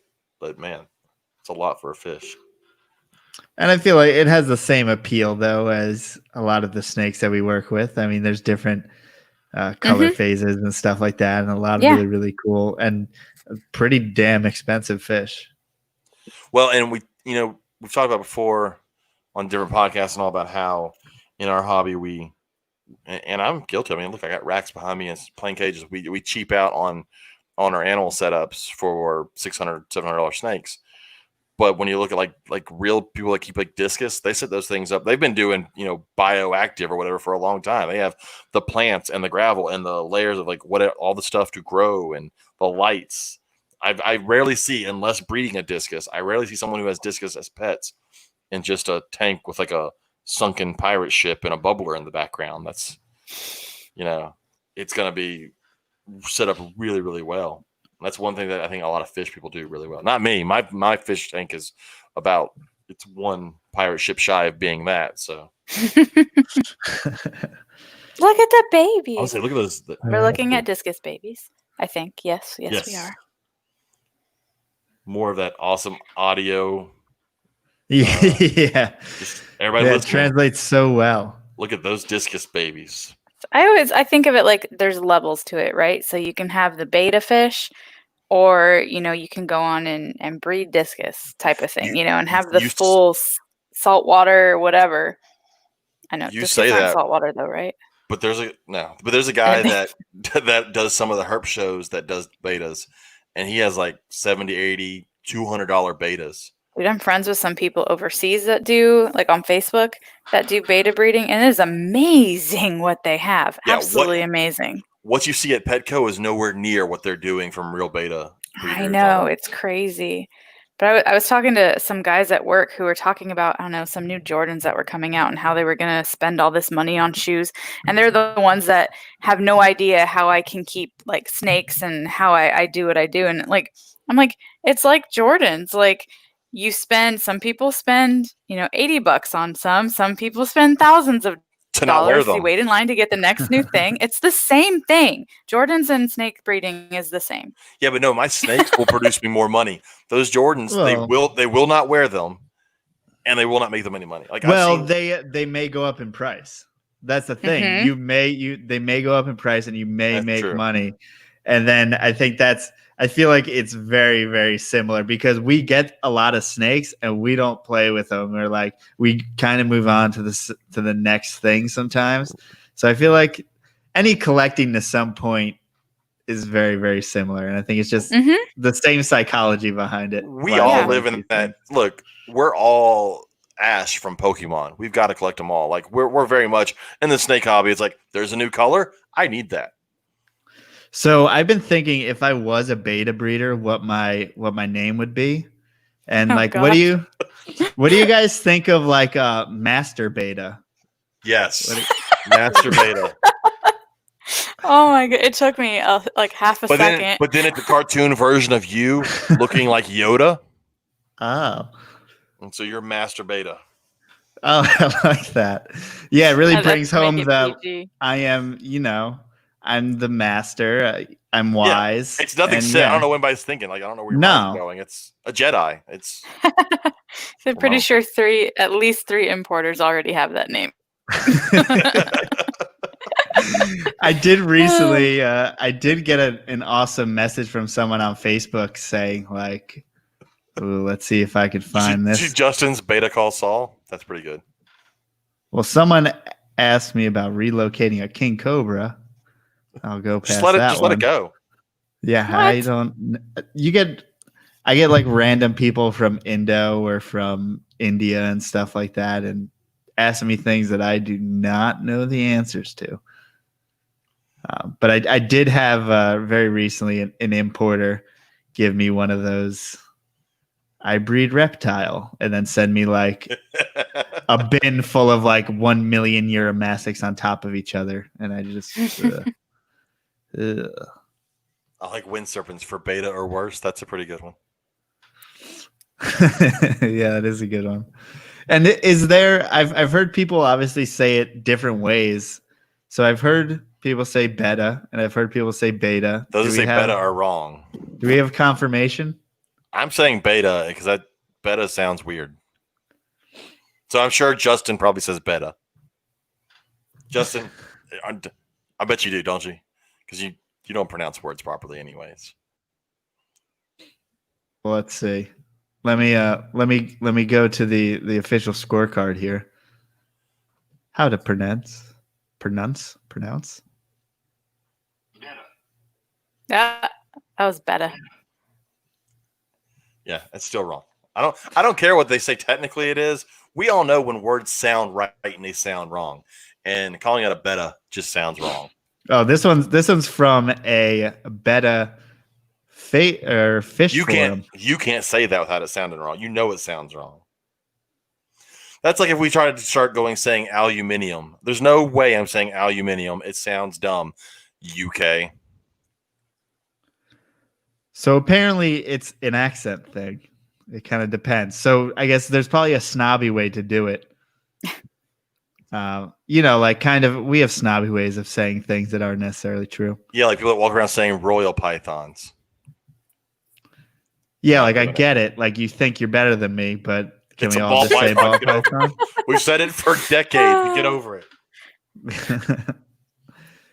So beta. Oh, I mean, Wind Serpent says it's like Anoli. I'm not saying Anoli either. That just sounds wrong. We all know that sounds wrong. Yeah, you hear that one too, and no one's really haven't caught on it, huh?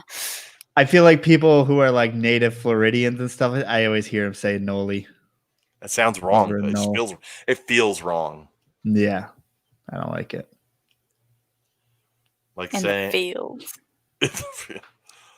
Oh, look, Justin does say beta correctly. Well, if I'm assuming that's how he's saying it there. Beta. Yeah. He may say it like that. Beta.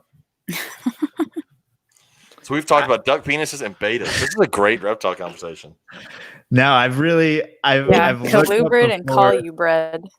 Yeah. I say both. I say both on that one, actually. Well, I know that I'm saying it wrong, but I'm still doing it. So, okay. So Justin, I see you type out maclets, but that's not what you say. That's not right. Just because you can type it out doesn't make it. That's not even how it's spelled. So you know it's not how it's said. Maclets. The old maclets. Like it's maclots, right? Am I being stupid? It's maclots. No, it's just Justin. Justin is the only one that says it. Well, Jake called Popwins papayas, and Justin said nothing for episodes, like 3 episodes. Justin said nothing and let his partner say papayans. Look, April, you can be guaranteed at least I'm not going to let you go around saying something wrong for 3 episodes. I appreciate you. Papayans. So of course, if Justin's, if he slips up and calls something a maclets, I mean, yeah, you got to call it out. Or Justin says, was it Bolines? A few people say Bolines. They're wrong. They're just wrong. It just sounds wrong. Like James, you're so like black or white. It's so funny to me. No, I'm right, and everybody else that's different is wrong. It's easy to understand. I have very simple rules. That's funny. It's not what you're supposed to do, kids. It's exactly what you're supposed to do. Tomato. Be like me. That's another one. Tomato. No one's gone around saying, "Look at my tomatoes. I'm growing tomatoes." Some idiot somewhere. Yeah, some poor idiot who's looking silly. It's like my mom told me it was tomato. I can say it either way. I feel like we should. That's right, Bo Ellens. That's what I couldn't even screw it up the right way. He screwed it up. Bo Ellens. So I feel like we need to, and since we've gotten so far off topic anyway, but snake rooms. I mean, you're setting up a new snake room since you've been to the new house. Yes, it is. Well, as long as I don't show you the other half, because while I was also out of town, my wife moved over the rest of the stuff that I apparently didn't get out of the old house and just shoved it into my snake room. But the snake room side is awesome. It looks really nice. I'm not going to show you the other side. It's just full of shit. But it does have, I've got a full-size stand-up freezer for all my rodents. I've got a full-size like fridge freezer combo for anything else, for like veggies and stuff for my tortoises, for drinks. I've got a 55-inch TV in here. I've got my bookshelf for all my reptile books. I pretty much, the only thing I'm missing is a bathroom. Is Katie allowed in there still, or? So I mean, she's allowed in. No. I don't really have. Don't have Just to figured remember. you made it so James like man cavey. It Why would really is. you All my, I no think women that's the allowed? point. I it's the think that's the point. He-Man Woman Haters Club. Yeah. Yeah. I'm super excited. Once I get this all organized, tomorrow's like my first day at the house where I can try and organize and get everything set up. But it's gonna be awesome. Like I finally have a room where I can just come in, sit, and hang out. So I'm looking forward to that. And you have it must be room to expand twice over.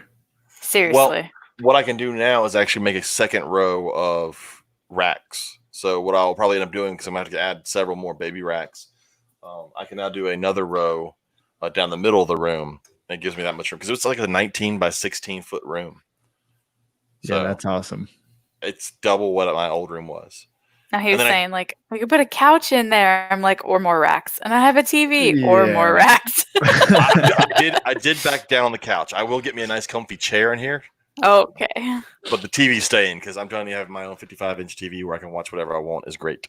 No, that is awesome. I did put up a TV on our wall in our bedroom, and I was told last night that I'm not allowed to watch TV once she goes to sleep. So I have to be able to go to my snake room and watch TV once. And she goes to sleep at like 8 because she's old. So I know she's listening. So I'm she likes that. Yeah. She knows it's true. She'll agree. I mean, look, she's talking about her craft room that she has. You know she's old. She gets to go and sew in her craft room. Hey. She just stated she is not old. But oh, James, I'm excited about this. And then April, you've got a pretty decent room though too. Your reptile room's pretty good. Yeah, I like that metal table you have. You have that big old metal table like to work Amazon. on. You can get it on Amazon. Really? Mm-hmm. Stainless steel table. Amazon. I'm gonna try to. I'll try to bring up my camera feed right now, and I'll show those of you that are watching. I don't know how well that's going to actually work. Do you have any type of heat and humidity gauge in there as well that you can manage remotely? You know, I do. I have the Govee temperature and humidity, but I didn't connect them correctly to my Wi-Fi, and so I'm having issues. I'm also having issues pulling up my snake room because of the hotel Wi-Fi here. Darren said I might have to sleep in my snake room tonight.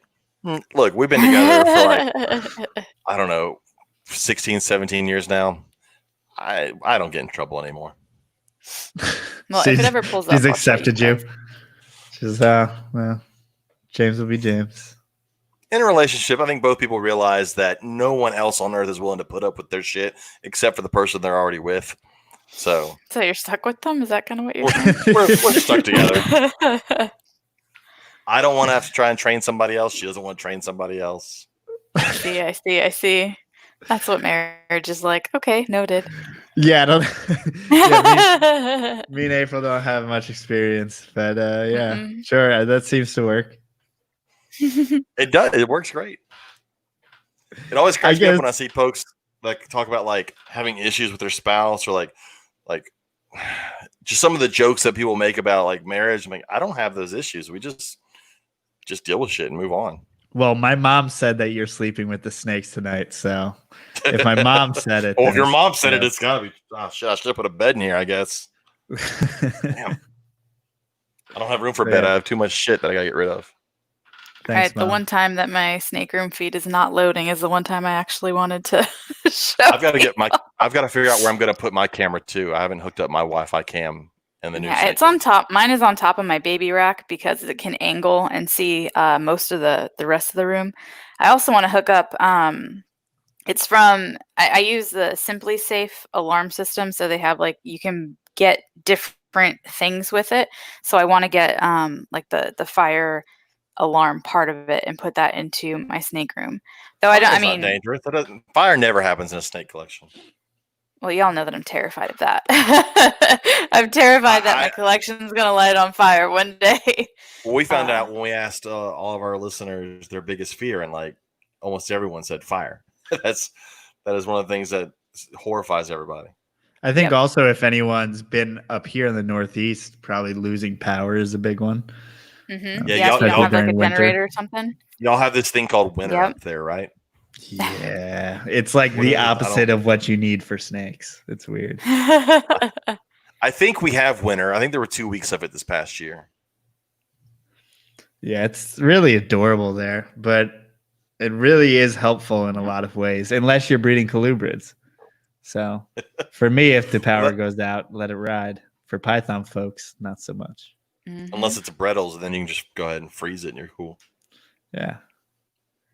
It's just a Wind giant Serpent said colubrid. tornadoes. Tornadoes do scare me because there's no planning for a tornado. Like every time you see a tornado warning, you're like, all right, well, this could be it. Like there's nothing I can do to stop it.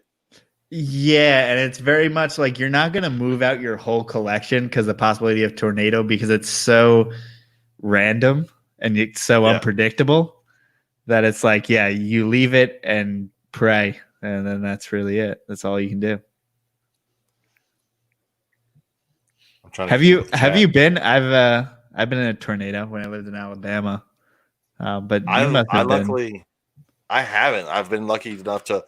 I was out of town a couple of years ago, and one went really close to my house, and Katie and my daughter were home, and they were like in the bathroom, in the bathtub with the mattress and all. But we get them coming through here all the time. That fast? Well, you know, a kid's mattress on a bed is pretty light. Oh, like a twin? Okay. Yeah. I was like, dang, I can't do that. I had the tornado alarm, like the siren go off. Yeah. And I called my friend because I'm a California girl. So I called my friend. I'm like, what do I do? And like, go to the bathroom. So I grabbed my cats and just ran to the bathroom. You get away from windows and hope you don't die. And the bathroom's in the center of my house, so it worked out. And then I was like, it's extra how do you know alarming when it's when you're over? How do you know when it's safe to come out? That was my question. That's the great thing nowadays, though, with smartphones. You sit there and watch. Most news stations have a Facebook page, and during tornadoes, most news stations go live with their weather. And so, like, you can sit in there, even if everything goes out, you still have your phone. Yep, that's 100% what I did. As soon as like we have bad weather, we always pull up our phones and pull up our local weather channel Facebook page, and they tell us everything. Darren asks, earthquakes or tornadoes, what's worse? For me, tornadoes are worse, just because I don't know how to handle them. I've not, I grown up with it. But I was in my first earthquake when I was 3, so I would still go. I'd go tornado over earthquake. Tornado's probably worse than an earthquake. I like earthquakes. I know that's really weird. What? I know. That's because you've never had a house destroyed by one, I'm guessing. Oh yeah, it wasn't destroyed, but we had some big cracks, and in the kitchen, like all the glassware from one side of the kitchen came off, but the other side was totally fine. It was really weird the way it shook like that. We had some bad damage in the house on one of the walls, but that was it. But it's different than a tornado. A tornado just takes your house away. Like there's like, oh no, a bookshelf fell over. It's like, oh no, the bookshelf is a mile down the road. Yeah, exactly. I thought about that. I'm like, what if my whole roof comes off and it takes all my shit sinks? just like, goes. What is that? What am I gonna do? Like, you can't do anything. You'll be like how the Burmese pythons got into the Everglades. I thought about that too. Yeah, I was like, I forgot what I was listening to, but it was a retic guy on a podcast, and I don't remember if it was a tornado or a hurricane, but basically he had a retic room get leveled, like a building outside get leveled, and then there was just 6-foot cages, and he said like most of the he just found like 6-foot cages like 20 feet down the road, and they had the animals in them. It was interesting. Wow. And then some of them had glass, and he had found the animals, and yeah, it just kind of scattered everything everywhere. That's crazy. Steven talked about Riley did have to run away from fires. That's another thing out west. Y'all had fires. Yeah, fire season, not winter. We don't have fires in Louisiana. We have enough water to put that shit out. We're good. We're under sea level. We're good. It's like been drought season in Southern California for forever. Like years and years of drought. No good. I don't know what that would be like. That would be miserable. Like I can't imagine droughts. I think that was a big thing, just like moving or being able to move throughout the country, is where can I keep a snake collection and it work out and not have emergency situations? Like nowhere. I think there's always going to be something. Up north, it's cold. If you can fight cold, you're good, because y'all don't really have hurricanes other than like the random hurricanes that hit like New York on the coast every now and then. Which typically aren't really a big deal. Yeah. You don't have tornadoes really up there. You don't have earthquakes, forest fires. Like it's cold. If as long as you have backup for like I guess a generator or whatever to keep if you lose power. But if you live in like New Orleans, Yeah, or you're screwed. someplace. Yeah, it's like I refuse to live below eventually- sea level. I refuse to ever live below sea level. That's a stupid idea. Yeah, like I don't even know why it exists. I don't know If you why had it's to a build, thing. if you had to build a wall to keep Unsure. water out, you're not supposed to Oh be my there. gosh. Yeah, like just go a little bit north where there's not water. Like we're in the middle of the state. We're still in Louisiana, and we don't have to worry about flooding that often. Yeah. Do you guys have an emergency plan set up? Nope. I should. I definitely should. I Yeah, probably I really will. don't have anything. We talked about what 2 podcasts ago. Not to the about full emergency. extent that I should have it. You know, I need to come up with something. I agree. So what would fall under that plan? Is that for natural disasters or like anything? Just like having to do an extremely fast evacuation for whatever reason. See, my problem would be hurricanes, and I know Sorry. hurricanes are coming, so you usually have enough time. I can kind of plan for a hurricane. And also, I mean, it'd have to be pretty bad to really destroy where I'm at right here. You know, like Katrina level or whatever, Gustav, some of those other ones that were really bad. But I don't have the rest of the issues. I can't imagine earthquakes or fires running me off. And like we said, tornadoes, you just tuck your head between your legs and hope you don't die. I mean, that's what we did in college in school. I mean, go put your head against the wall and you'll be fine. No problem. Everybody remembers tornado drills. You just get down on your knees, put your head against the wall, and tornadoes can't kill you like that.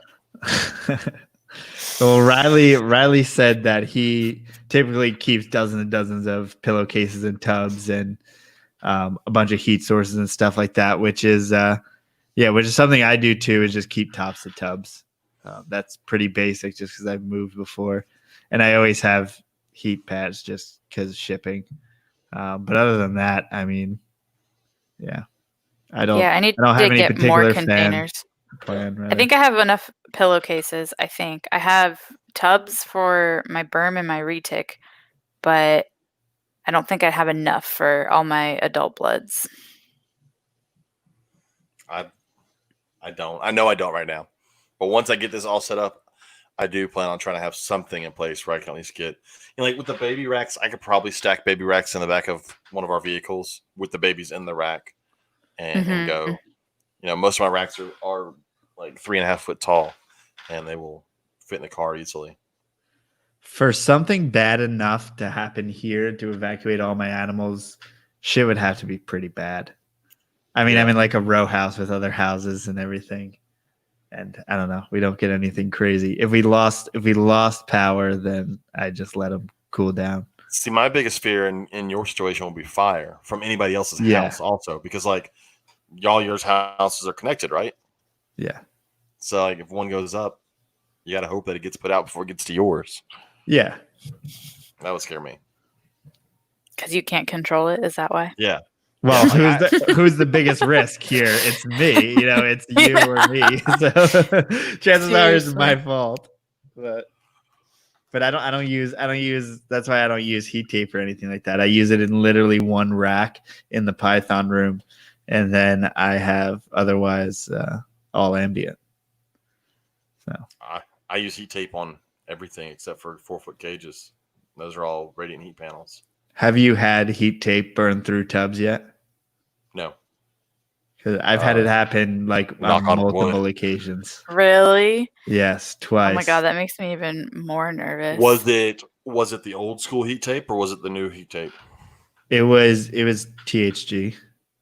Did it have that? Because like the new stuff has that that fire retardant layer on it, whereas the old stuff just used to be like clear, like plastic with the heat in between it. The new stuff has like that one foggy side, which is like the fire retardant side. Mm-hmm. I don't know. Well, I had it recessed in AP racks, and then it serpentines through, so it's like the foggy side is going to be up, and then the clear side is going to be up. Foggy side, clear side, and I think it's just rubbing from the tubs and not paying attention, or I think it even is more so like for whatever reason, even though I had thermostats on it, they get really hot, and then the heat tape starts to shrink and starts to, change form. And then I'm rubbing a tub up against it, and then it's exposing that heating element and the electric, and it's an issue. Someone I heard talking about, it may have been on NPR, But if you've seen the racks where the heat tape serpentines out of the side and then back in, Mm-hmm. and they had it, two of them next to each other, they touched, and that heated up and melted because they had two racks side by side. Whereas like most racks do it inside the rack and it never comes out of the rack. That would be an issue. I don't know if, I guess I've never heard it until recently, but people say you should change your heat tape like every 3 to 4 years. Mm-hmm. I've never done that ever. Riley just said change your probes every 5. I should probably start paying attention to that stuff.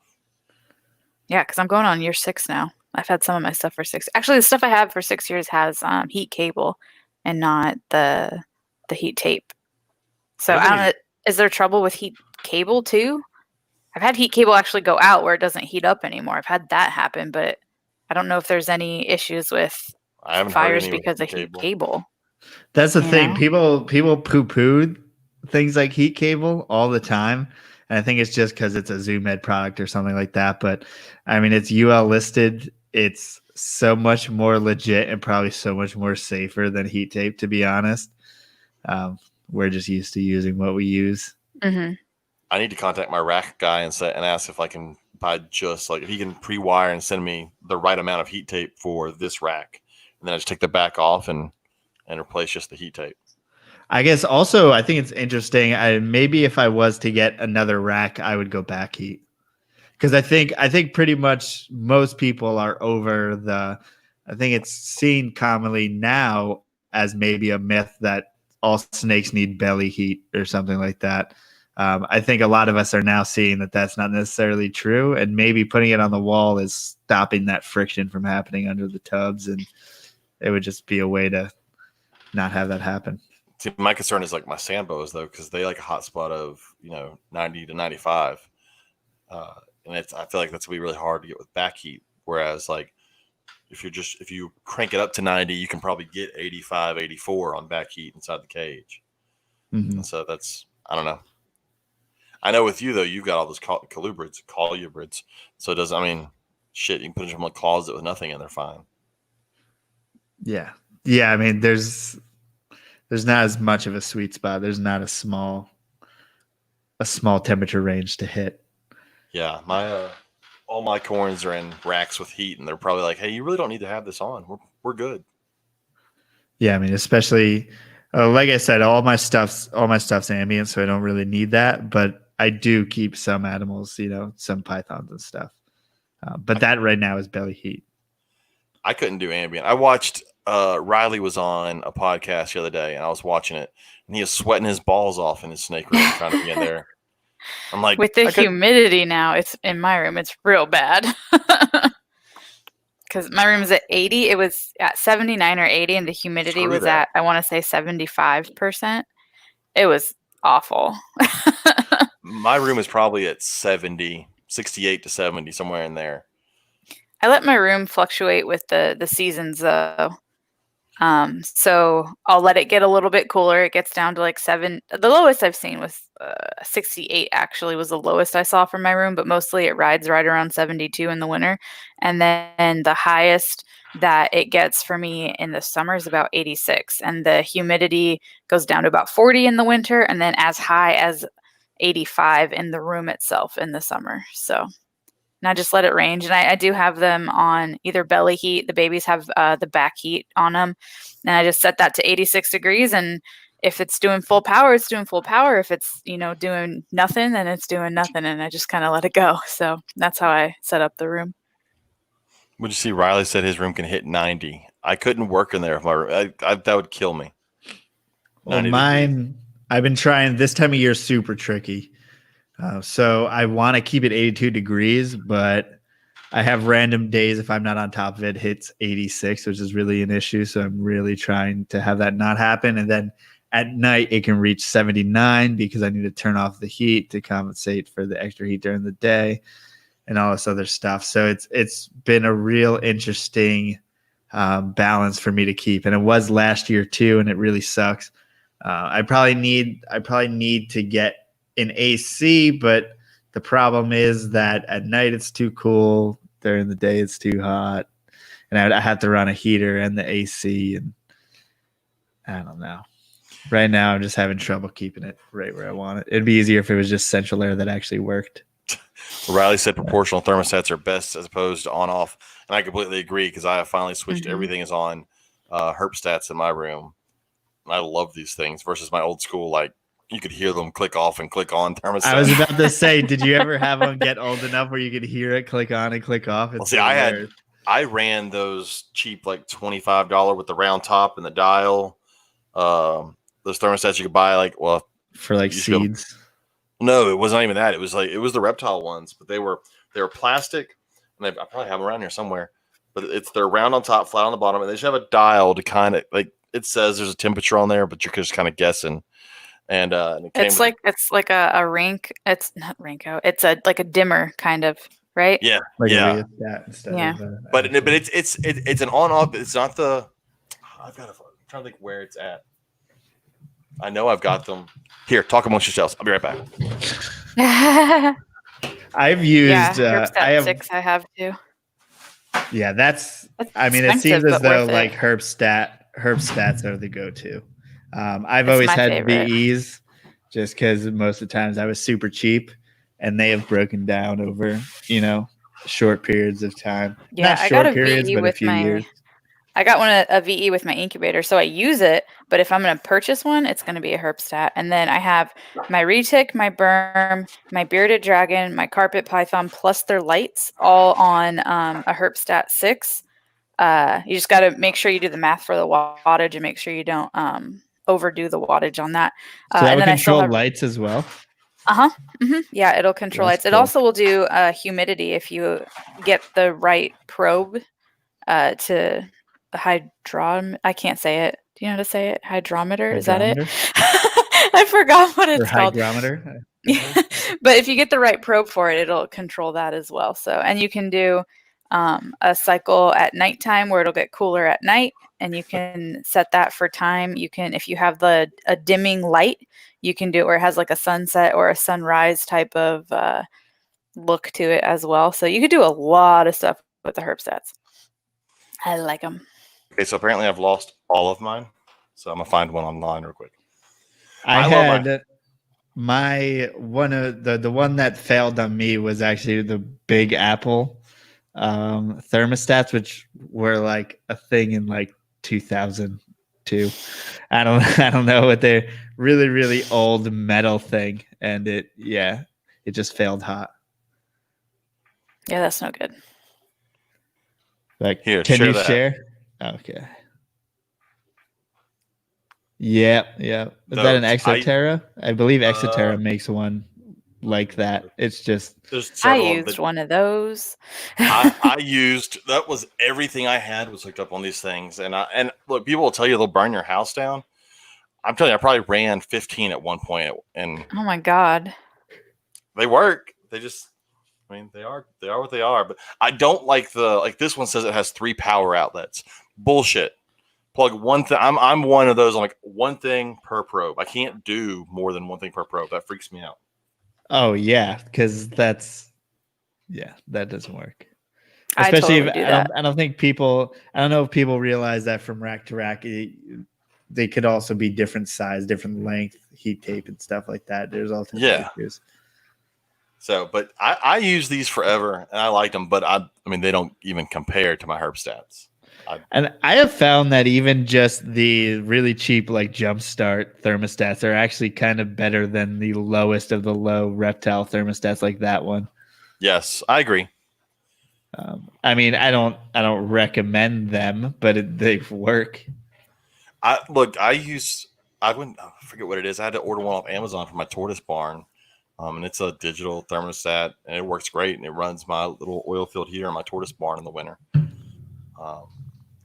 The thermostats have come a long ways from the mid-2000s when I got into it, and this was it was this, or the high-end ones were the Rankos or Johnson's controllers, or Helix, and I still run one Helix on one cage. Some people swear by those. But then again, people have had so many issues at the same time. My one has worked, but it's on my Brettles cage, which used to be my quarantine cage, but has now been taken over by my Brettles. But everything else is is now on Herbstats. And I have a Herbstat 6, and I just love looking at that thing. Oh yeah, it looks above the rest as well. Yeah, and it tells you the percentage of output, and Yep. I mean, and if I really wanted to get fancy and hook up lights to it, I could and do all that stuff. But Yep. And a fogger. and a fogger. I actually bought a timer. I have smart outlets. I have the Inkbird thermostats, and I have a bunch of timers and stuff. All this stuff I haven't set up for yet, and there's just things that I I've want to fallen put. behind I do want to change out the lights that are in my ceiling fan in my snake room to the Bluetooth LED color changing lights. So at night I can change it over to red and turn on the red lights and come in and see my snakes. And see You're if they're going moving Rob around. Stone. Like That's what I would not do that. I would just like, hey, let there be light, guys. Sorry. and I just think it would be cool. But I do love my new shop lights. I talked about them on our podcast yesterday. They have built-in Bluetooth speakers. That's pretty So- cool. Wait a second. So there's speakers in the lights? Let's see if you can see. There's one that turned off. But that's where's my finger at? There it is. Nope, wrong way. Nope. This is not working. There it is. Oh my goodness, that black box there. Is Yeah, the yeah, we speaker. got the point. I have one turned on and one turned off. But yeah, they got built-in Bluetooth speakers. You can get them at Walmart for $50. Oh shit. That's pretty legit. So now I can play music or podcast while I'm cleaning cages, and music rains down upon me. That's pretty cool, though. Riley said that he never turns the lights on once it's dark. I like know to what, Riley? clarify that I don't do it often for mine. You know what, Riley? You also let your room to get 90 degrees. So Oh, Well, sometimes a lot of times I'm working with the animals at night. So yeah. that's my problem is Especially I in really the winter, never work at right? night. Like in the winter, you come home from work and it's already dark.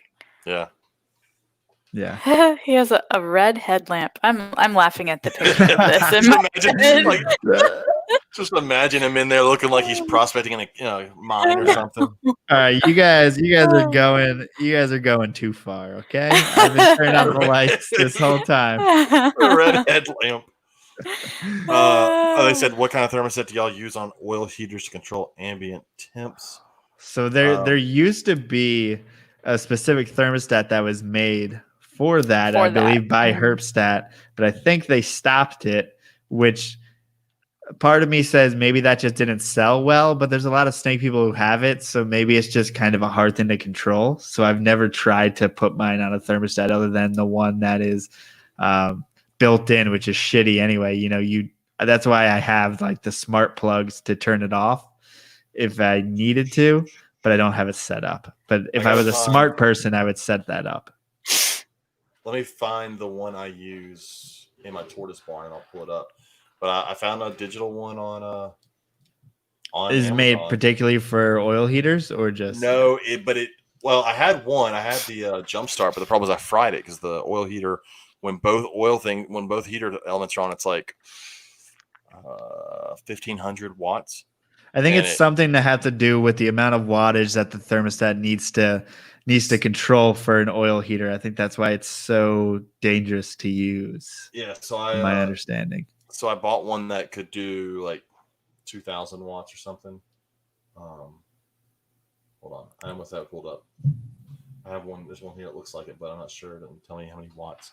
That's the big thing. You got to pay attention to the wattage because heat tape doesn't really take much at all. That's pretty easy. But when you're talking about an oil-filled heater or any of those room heaters, they're pulling a lot of wattage, and they will blow that shit pretty quick. Max amount. Okay, I think this is it right here. Let me share this with you. Are you sharing it? What are you doing? Yeah, hold on. Give me a second. Riley's vehemently defending himself with He his is. lights on. Yeah. Well, then his comment, so he said, if I turn the lights on at night, it totally disturbs my animals. It can upset breeding, laying eggs, a whole ton. Right? So I'm like, maybe that's the issue with my beach snakes. And now maybe I'll get a freaking red headlamp too. No, I'm telling you, just get the Wi-Fi. Like a picture and a video, and jump in there, nerd, with your red. Just get the Wi-Fi color changing lights that you can put in your lights. Here, Those are share that. expensive. I shared the thing with you. That's the one I bought off. Riley, I win. Bought off Amazon. There's Digitin. one that Lon Dixler, I think Yeah. is how you say his last name. He had one that he was showing people when it was either a Carpet Fest or no, it was Tinley a couple years ago that he had that was hooked up to the Wi-Fi and all that, which I know is almost everything nowadays. But I need to follow up and figure out what that was that he uses. He really liked it. So when someone's looking at the heater one, this is the thing to pay attention to. Find the maximum output load for that thermostat. Like this one is 1650 watts on a 110. You are 99% of the time going to be running on a 110 outlet. So you need to look at that. If running your heater goes over that, you need to find a different thermostat. And they're out there. You can find them. You just got to search for high wattage thermostats. But this one works pretty well. It works in my tortoise barn on an oil-filled heater. It looks pretty legit. Yeah, it's got alarms. Like every now and then, like it just gets hot during the day, and so the barn will get pretty hot. I had to turn off the high alarms because I would just hear beeping from my tortoise barn. I'm like, I know it's 110 degrees out there. It's hot outside. Like the heater's not actually on, but the thermostat is just reading that the barn got too damn hot, and it's beeping at me from my tortoise barn. So I turn the high off. But if you're doing it inside your house, then yeah, you probably want to have those high and low alarms on. And that's stuff that say like the Herpstat 6 and that, I mean, you're all covered with that stuff, right? Oh yeah. Yeah. It has emergency shut off and stuff too. Yeah, because some of your other reptile thermostats don't actually shut off when they go over. They actually turn off. They shut on in the on position, and they can just run full blast.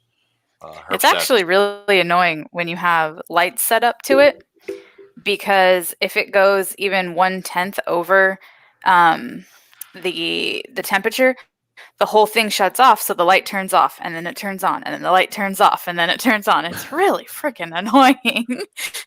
But I am glad that it has that safety feature on it. But it's like a freaking, I don't know, disco place in my room when it goes off.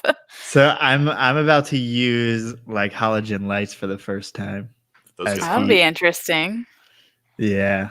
I don't know how the whole setup with the thermostats and stuff is gonna work, but it'll be a new experience. I have not used those ever. I'm interested to see if because it's gonna be used for the olive python. I wonder if she will stay out more or maybe bask or do anything different. That's cool. Let us know. Yeah, just like with the springtails. I was thinking about that. I'm like, he's going to let everyone know on the podcast, and then I'm not going to listen to that one part of it or any of it because I'm an asshole friend, and I'm gives me going to crap for put that all the those time. springtails in there. I'm going to put them in there. I don't believe you anymore. I don't think that's going to happen. I did finally get to listen to podcasts on my flight Sunday, so I listened to yours with Dominique, and that was a really good one. Thanks. Yeah, I thought it was a different perspective. I had fun. I'm glad she came on. Well, because she's really active in all the chats and all the podcasts, so I kind of knew she was new-ish, but I didn't know how new. And then like her first snake being a green tree, I thought was crazy. But and like actually stuck with it. Well, I knew what she was getting into when her first snake was a green tree. It wasn't just a pretty green snake, and then figuring it out. Mm-hmm. Yeah, and she's just I don't know if you've seen. I'm sure April knows. I believe her and Carly started a group for like women herpers. If anyone else who's listening wants to join that. Yep. There you go, Justin. There's a group for women herpers. I think that's exactly during the podcast. I believe Justin actually made that joke against Jake. Jake doesn't listen to podcasts. He'll never hear that joke. Yeah, I think everyone, as far as podcasts go, you have to have a co-host that doesn't listen to all the other podcasts. I think that's how it goes. So I think Owen almost never listens. Eric listens to all of them.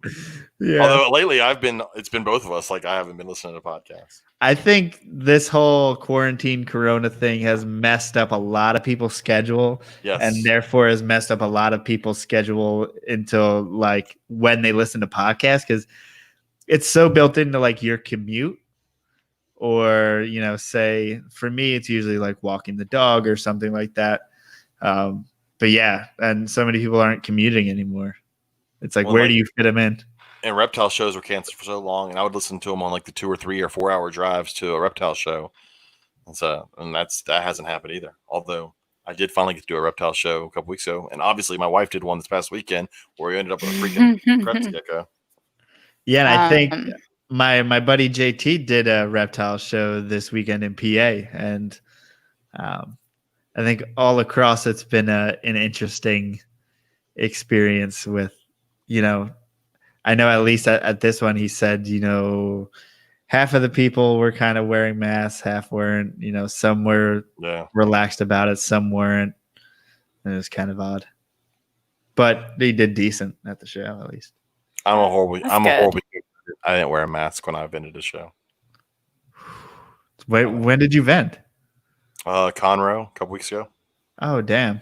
So that was 50% capacity, right? Yeah, but that's still like 1,500 people at a time. And so that's a lot. It would be hard to get to 1,500 people in that window.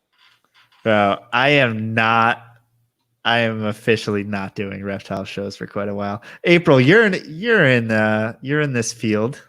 You're in the health field. How do you feel about reptile shows? Are you doing any? Are you rushing to get to?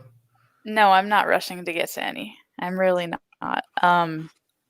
Yeah, I'm good with online sales for now, and I don't really have anything you're good with online sales either. When they're like $7,000. My online sales aren't $7,000. I have a range of prices for my sales. People I sold corn orders. Snakes, okay? I sold corn snakes. My $80 snake, $75 snake. When shipping is like the price of $45 corn snake babies on Morph Market, okay? And they sold. So come on now. I am surprised that Joe's able to sell corn snakes online and pay shipping and have to do shipping. That's because he's Joe. I'm not doing a lot of math. I mean, it's dissonance, right? It's like if I don't do the math, then it doesn't exist. I'm sure I'm making money somewhere. I don't know where. No, maybe. There's definitely some animals that end up being like a wash. Like I just sold like a pet only $50 plus shipping type of thing. Now I've had this snake for a year because it had a kink and I wanted to make sure that it was good to go and that the quality of life wasn't going to be different for this animal than any other. So if I have a snake that like has any type of problem getting around, any mobility issues, even if it's like not technically what we consider in pain or something, I mean, I'm not going to sell that animal. That will be king snake food for lack of better words.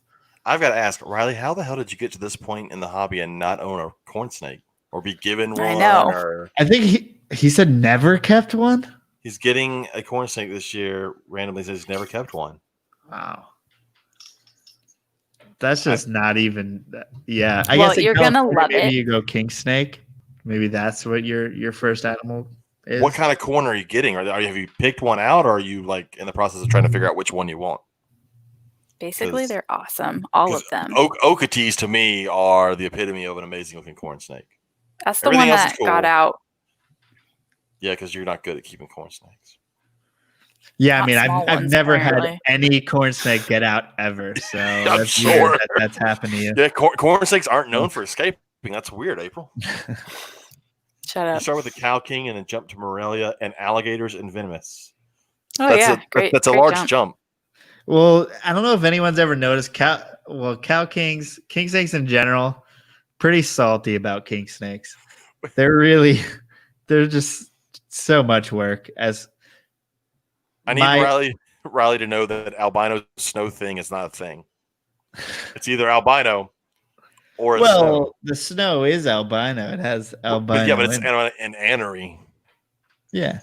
Yeah, he doesn't know because he doesn't have all those morphs in his snakes. They do have snows. Yeah, he does. Yeah, he has a lot of morphs in his collection too. That's just like next level with people who work with things like snows and stuff like that. They're cool though. I still love snow corns, and they're like, I think my snow corn was free. I mean, they're so cheap. It's crazy. That's what when my corns had babies, I kept the snow motley is what I have, and I love it. It's a little sassy thing, but it's cute. It's gotten less sassy as it's gotten older, but still a little sassy. I like snow corns. I like corn snakes. It's just like it's a lot for Joe. You have so many. It's a lot of fast metabolisms and a lot of poop. A lot of poop. You can get them fat really easy too. Yeah. I think people also feed them a lot. Oh, Riley, a bit harder. you're gonna like the. It's a salmon ghost or strawberry ghost. It's kind of the same thing. I have one. They're pink. You'll like that one. They're awesome. So what he's referring to would be like an anery strawberry, which would some people used to call coral ghost. Now you see, I don't know, you see that debated. It depends on who's selling it. Well, it's you'll also see people refer to an anery hypo, which is regular ghost, with red factor as like a coral ghost or a salmon ghost. Probably more correctly salmon. I would take mine out, but I'm pretty sure on camera it still wouldn't look pink because they never look pink. Probably not. Yeah. No. Never. No, I have like a pink and purple one that I swear is pink and purple, but no one's ever seen it. That's how I am with like my corn. I took it out one day. I was like, "Oh man, this is awesome!" I took a bunch of pictures of my phone, and none of them looked pink, and I deleted all of them. I was like, "Fuck it, no one's gonna believe me," and they're gonna be like, "How do you see pink in that snake?" Because it's fucking pink. So Charles and sorry, I didn't mean to shit on king snakes that much, but Charles says, "What's so bad about king snakes? What's so bad about king snakes is that I opened the tub to feed my eastern black king snake, and it came out and proceeded to chase me and bite me on the foot. So that's what's bad about king snakes." I literally have a bite on my foot. I wish I could see that. Just Joe running around that itty bitty room trying. Well, it's happened once before, and there was a chair, and I literally jumped on the chair and got away from her. The thing grabbed its tail and it formed into a hoop, and it rolled down a hill, and it came after me. Yes, I did get chased by that cottonmouth. So that legitimately happened, and I got bit on the fucking foot. I know, right? Did you have a camera filming that? Because that's amazing. It was That's too bad. so embarrassing. It would have been so embarrassing. like retic owners out there, like, what the fuck's wrong with you? Well, it's like, That's so I'm funny, not though. gonna feed with a fucking hook for some king snakes. I'm not gonna. Yeah, but then again, like, I don't want it to latch onto me for a long period of time. So that's also the thing. Is like I hate getting bit by them because for the most part they're going to hold on and be annoying. But I had that happen with the corn snake once. Kings. Really? With the corn snake? Yeah, I was feeding them or cleaning them. I don't even know what I was doing, and it bit my pinky finger. And then, with them, it's just like whatever. You'll let go eventually. So I was cleaning the rest of the cages with the corn snake attached to my hand. And then I noticed it, like, how they move down the body of a mouse? It was moving down my freaking pinky finger, and it was getting ready to, like, try to swallow my pinky. So then I got it off of me. But I was like, oh, my goodness, savage. Did you see the picture I posted of my Indian sand boa the other day? No. It bit onto my. I was wearing gloves because I was just going through quickly looking at a snake that I know bites, and then I got to that. And I was like, "Hey, let me take this snake out real quick," and he latched onto my finger and wrapped, and like started squeezing. I'm like, "What the hell?" So I just took a picture of it because it's hilarious. I'm like, "I'm glad I was wearing a glove because I didn't feel like getting bit." But those are the same snakes I got in Tinley that I was like, "Man, these things are super calm. They're awesome." Yeah, apparently I was pulling mice out of the freezer. I mean, they were still frozen, but I guess the smell was enough in the room, and he was like, "I'm ready to eat." That's intense. Like, most of my animals don't get crazy when I'm thawing rats out. Now, I'm not going to, like, try to test that by any means, but, they don't seem to act more agitated or more to the front or anything like that. Even my retic, really, but I'm not testing That's what that struck me with either. this one, because with those Indians, I've been surprised at how calm they are. But damn, I mean, it wasn't just a bite and let go. It was bite and he wrapped around my entire pinky finger, trying to kill it. That's funny to me. It was funny because I was wearing a glove. I don't know how funny it would have been if I wasn't wearing the glove and then I couldn't get it off and his teeth were actually in my skin. I guess that's true. Yeah, it's annoying. I got someone's tooth lodged in me for a few weeks. I think it was I a feeding still have from an a adult tooth. corn. Yeah, I I say, have I a know tooth April in my has a thyroid. tooth. thumb. Yeah. It just Yeah, feels but- like a little tiny bump. It's not like a bloods don't have big teeth, but still it's in my thumb. Yeah, but all the Facebook guys tell you that getting bit is the fun part. Well, it's a lie. I don't like getting bit, and I jump every single time. When they strike at me, I jump like 5 feet like a little sissy lala, and it's just my reaction. I can't help it. That's And then, like, definitely the especially danger.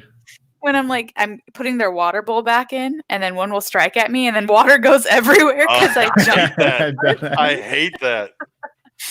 Oh, especially you've just like if it's on like paper towel or paper or something, and you've just changed it out, and you're like, You're like, no. shit, now I gotta change it again. I just get it all over the floor. So I get it. Yeah, I'm not one for getting bit. You know, I have a very good flee response. When shit happens, I'm leaving. I'm not staying around to get attacked. So like when a snake strikes, I'm pretty good at like pulling my hand back quickly and not getting bit. Yeah, I think it happens infrequently enough for me to still be a little like freaked out when it happens. Yeah, Just exactly. For a nice reaction. Because most of the time I can read my snakes pretty well. So Right. that's like a surprise sneak attack that I get sometimes.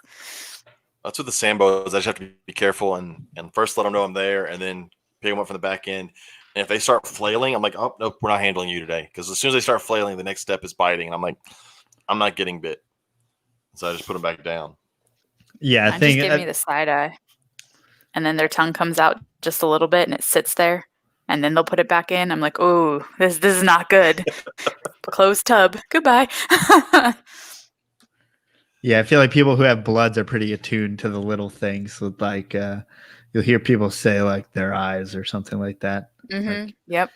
You watch their eyes and then their tongue flicks and body posture. Those are their giveaways.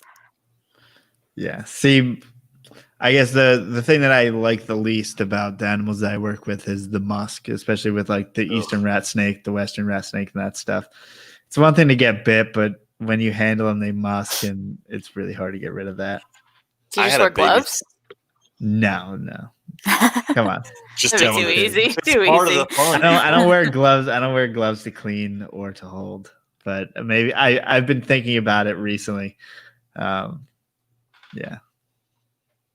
I had one baby Samboa out of my first litter this year. Just one that was an asshole and started biting like around week 2, just every time he picked it up.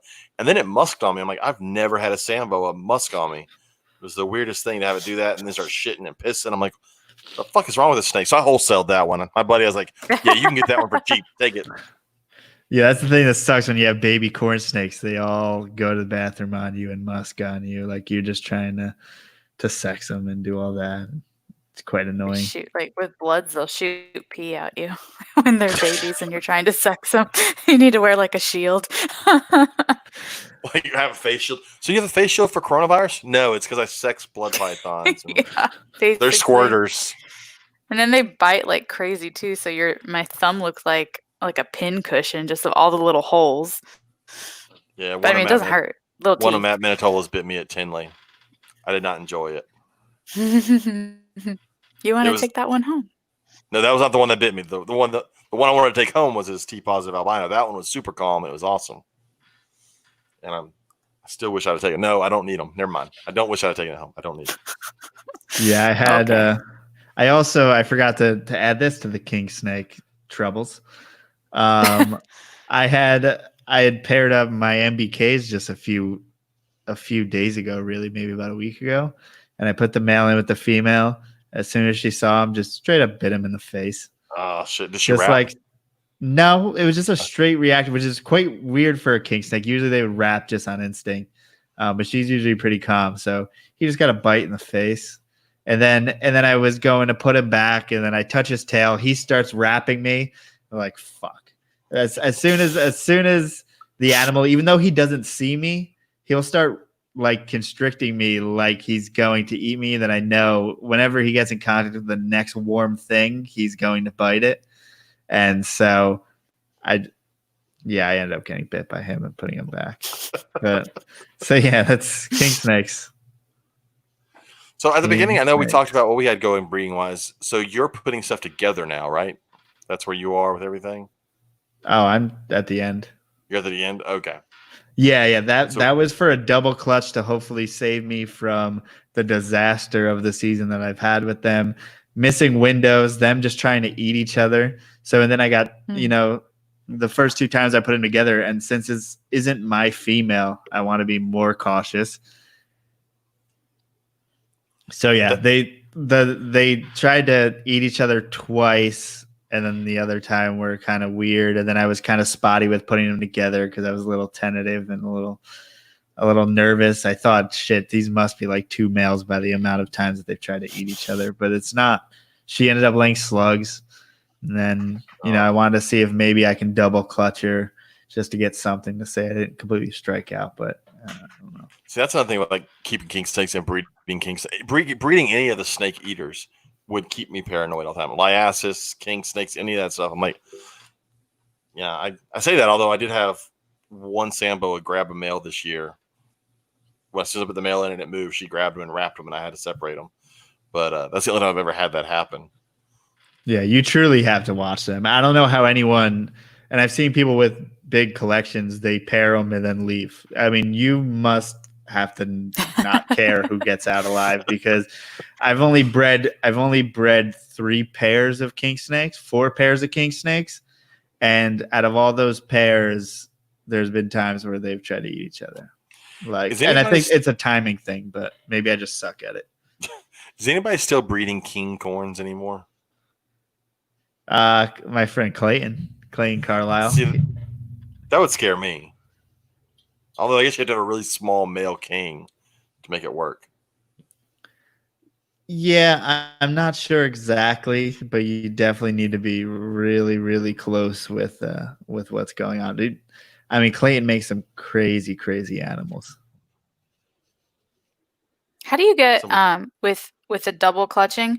Because my corn snakes will double clutch, but the second clutch is always mostly infertile, and I'm never expecting it, so I feel like it takes a lot out of them body composition wise. Do you just like feed them more after they lay their first one? Like, how do you try to account for that? Sorry, I was just answering Riley because he said some guy in SoCal always had wacky hybrids, and I'm like, yeah, that's probably Clayton. But so the second clutch is always worse, lower fertility and typically lower yield. I don't actually go for double clutches, so I typically don't have. I'll have like 1 or 2 clutches that show up that are actually fertile. Yeah. But that's really it. Because I don't pair again. Some people will pair again and do all that.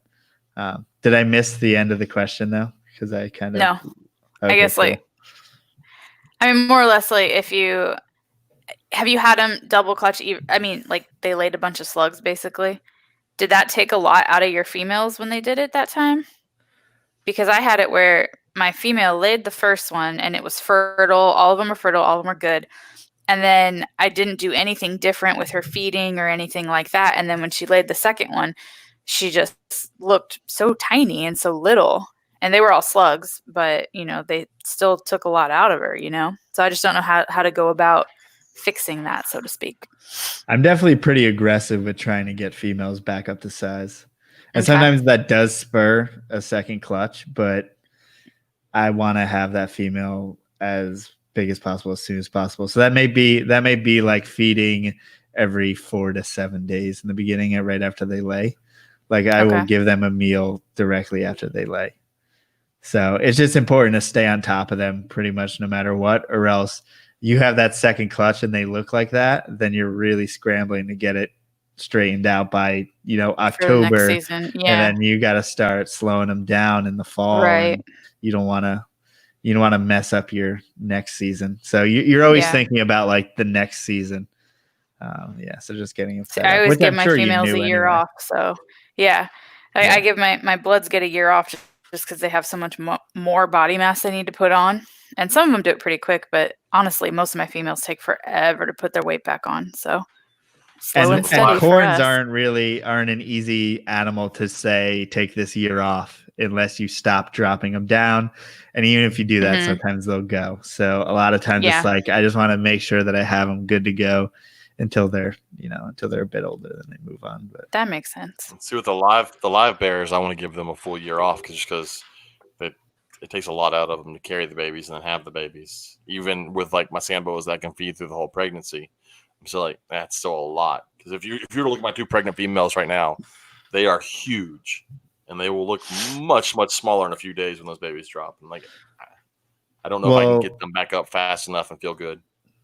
Yeah, and think about, obviously you have a much longer period in which she is getting energy sucked away from her, due to those babies. We have corn snakes, actually, which is interesting because I'm coming up on this time now. The females usually lay the second clutch just as the first clutch is hatching. Huh. So it's like shit just goes really, really fast. So you got to be really, really fast about it. So what's your time frame from mating to laying the eggs? How long is that process? Just a couple months? At the most, you're looking at pretty much a month. Oh, really? You're going to get a shed, and then you can get some locks, and then you can get another shed, and then, you're looking for a month or 2. My sand boas are carrying babies for like 5 months. Yeah. So that's a lot to try and turn around again. Yeah. And things like pythons, you guys have much longer gestation periods than I do with colubrids. Yeah, it definitely takes more than the 30 days. That's for sure. For me, anyway, all mine take longer. But when you had that one lay like 15 eggs, which just seems like a lot to me. It's got to look very deflated after 15 eggs come out of it. I had one lay 17 eggs for me her first time, and she looked like deflated, like she was wrapped around, and when you unwrap her, it looks like there's nothing inside of her, like she's completely deflated. But you don't notice that so much when they're beehived around the eggs until you actually take them off, and you're like, oh my gosh, there's nothing left of you. Just crazy. Which is it's like you get that crazy suction. Yeah. When you just wonder in the wild, they can't put weight on as fast as they can in captivity. Obviously, they're not finding food that fast to put on the weight, but they also can't stop a male from chasing them down and trying to mate with them either. Are they breeding every year in the wild, or do their bodies shut down enough not to make themselves have babies the next year, lay eggs next year? I have absolutely no idea. I feel like pythons are much more energy efficient in the way of like, they're like, oh, there's not enough food this year, let's not cycle. I feel like colubrids will always cycle in comparison. But it's like, how do they find enough food to sustain themselves right after laying eggs? It's crazy. Because first of all, I don't know, but I'm imagining wild bloods naturally aren't as thick as what yours are in captivity at breeding size, right? No, they're actually pretty big. Are they? Like, I've seen, I'm like in some Facebook groups, people from Indonesia that show pictures like, I just caught this one, last week or whatever. And it's pretty fat. Maybe there's just a lot of food over there. They're doing really well for themselves. I actually started feeding mine a little bit heavier because of the body composition that I saw people's wild caughts coming in as. So I started just to up it just a little bit. Not that much more, but just a little bit more. So what are you feeding an adult female? Twice a month or every 3 weeks? My adult females get twice a month. And then my males, I used to only do monthly, and I'm putting them to twice a month now also. And that's just large rats is what I'm giving them. And then I have one male that blows up so fast and gets so fat so quickly on the same feeding schedule as everyone else. So I have to pay attention to him, and I just won't feed him, maybe every other feeding time I won't feed him. My carpet's like that too. And you keep both corns and bloods. It's got to be just drastically different because corns with that super fast metabolism, you can chunk mice in there every week, no problem. I know they can get fat, but as long as I still feed them. I feed them every 2 weeks, and I'm not breeding mine, so I don't worry about any of that. Yeah. And I feed them through the winter. I don't cool them down or anything specific, but I've never cooled them down, even when I got eggs with them. So I don't know if my room just naturally went down enough for it to be considered their cooling period. But I have to be really careful about my corns because they get really fat very, very easy. So they get smaller, like large mice, but smaller of the large for my adults, and that's every 2 weeks, and they've been okay with that. I imagine corns that are related to the more southern collected individuals when they're pulled out of the wild don't need much of a cooling period. I mean, because you're talking like Louisiana, there's maybe 30 days of it actually being cold. That's true. Yeah, it's weird. I've never really. I mean, yeah, for sure. And I think even if you're looking at just captive individuals in general, so say ball pythons, now they're breeding all year round, and I think that's just kind of that's just us having them in captivity and being successful with them. So it's like how much is affected by that as well in corns in captivity. They just want to produce because they're getting hella good at producing in captivity. That's just how it works. And balls are doing it with like no cycling. Like you don't tend to hear ball python people talk about cycling because now you can just like, I put them together now and they had babies. Yeah. Yeah. Yeah. I mean, that's something that has always been going on in for totally different reasons than things like green tree pythons. You pair those up all year round, but for whatever reason, they just seem to cycle at all crazy moments. So who knows? I think the reason you can probably do boas and stuff year round is just because of how close they are to the equator. There's not really a season for them to cycle in the wild. So they're just breeding whenever they breed, I guess.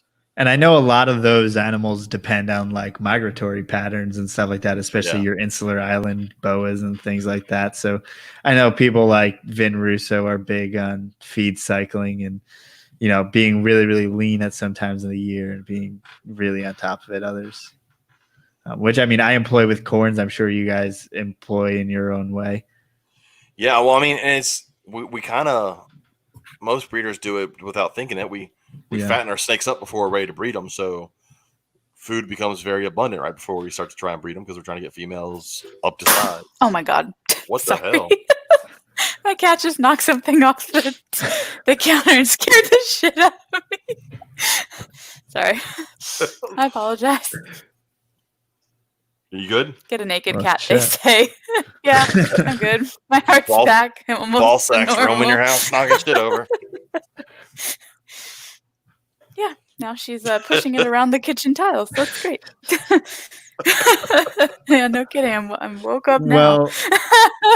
Well, we've gone 2.5 hours, so we did it. I can't believe we've gone 2.5 hours. That's crazy. Yeah. Yeah, I mean, how long was our podcast when we did?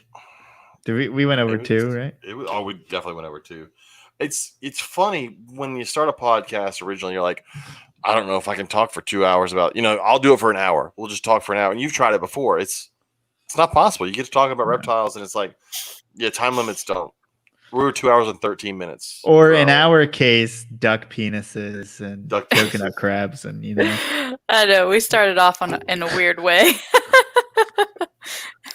We got it back in though, so we're good. Yeah, we really reeled it back in. Again, all penis pictures need to be sent to April. And she says she will take human pictures if they're really fucked up penises. Intriguing. If it's an intriguing penis.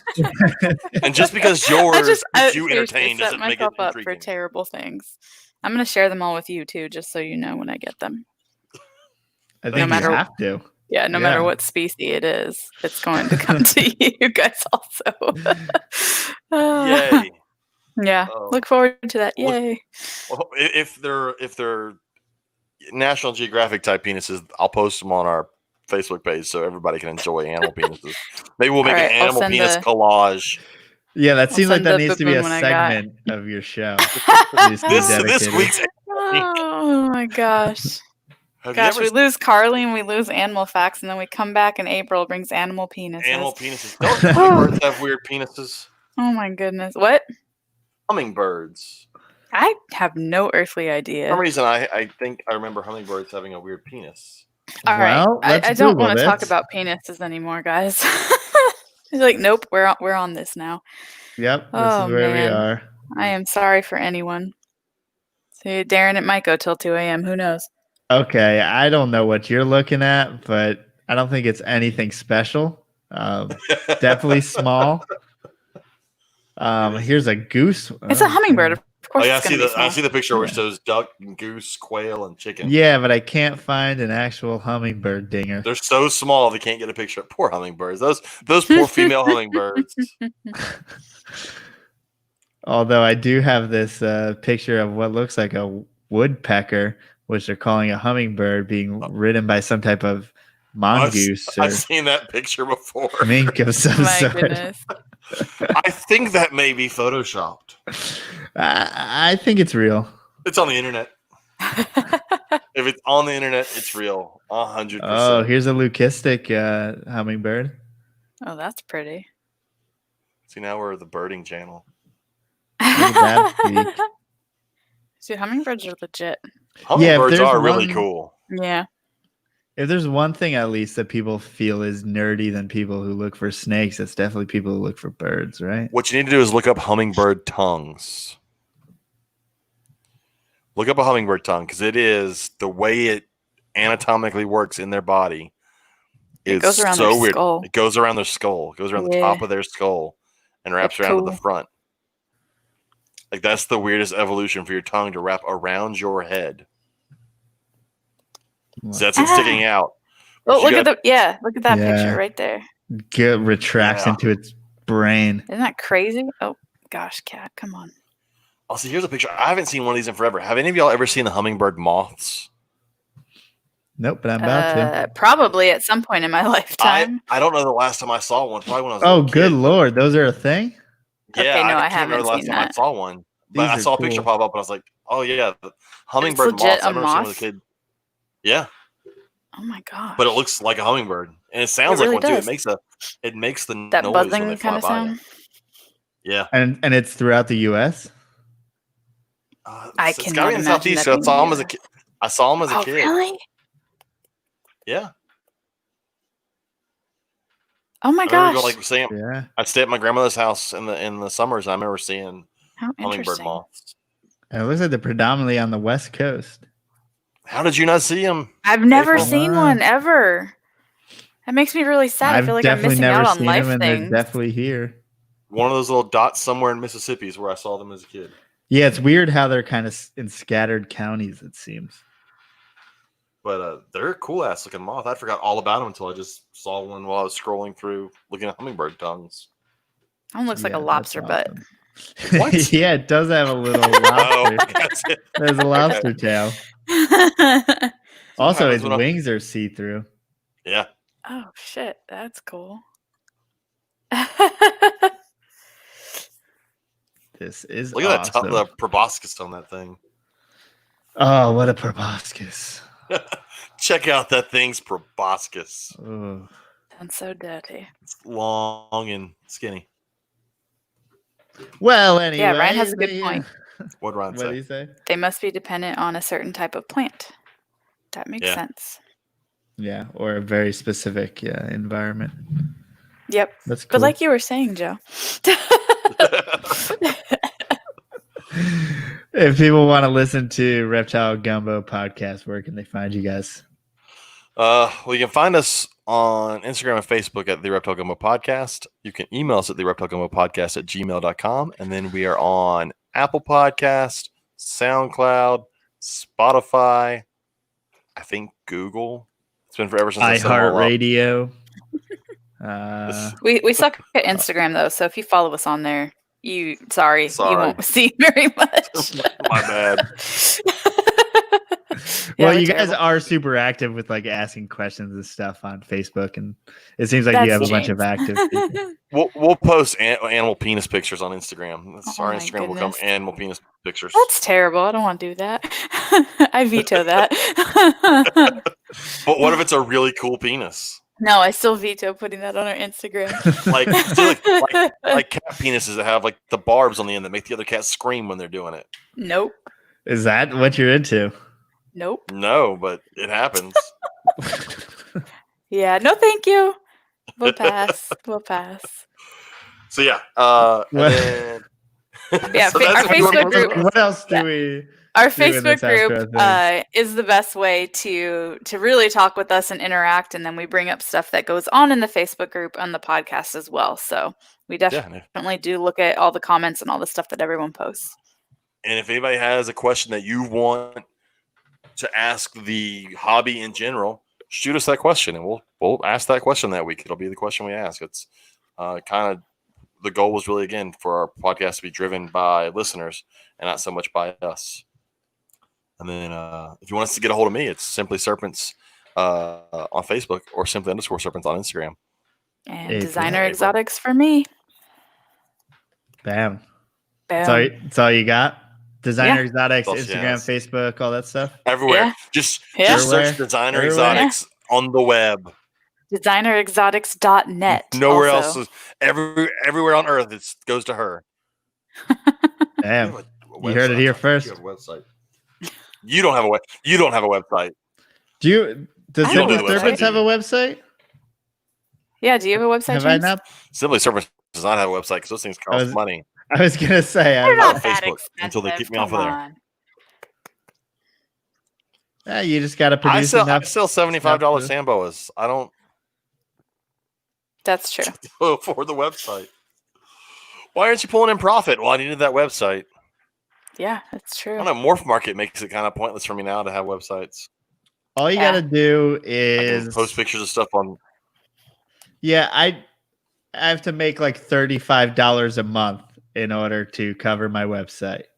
So all you need to do is produce 12 animals, and then you can have a website. I mean, for $75, with no hopefully profit. you can make hopefully you can make $35 a month. But hey, we all have to make those choices Or I can just use Morph Market for free right now while it's free. while it's free. And you also gotta like talk to a bunch of random people who I don't know. I don't get much as You do. cord snakes, but I've heard in other aspects you get a lot of weird people kicking around and asking you too many questions. I imagine the ball python people get a ton. Yeah. And it sucks me for them too. because they're paying to be on there. They're paying to have weirdos and send them messages. Yeah, Isn't but that- everything I've put on there has sold pretty well. Very recently, it's been kind of crazy. Yeah, me too. I'm very thank you, Morph Market.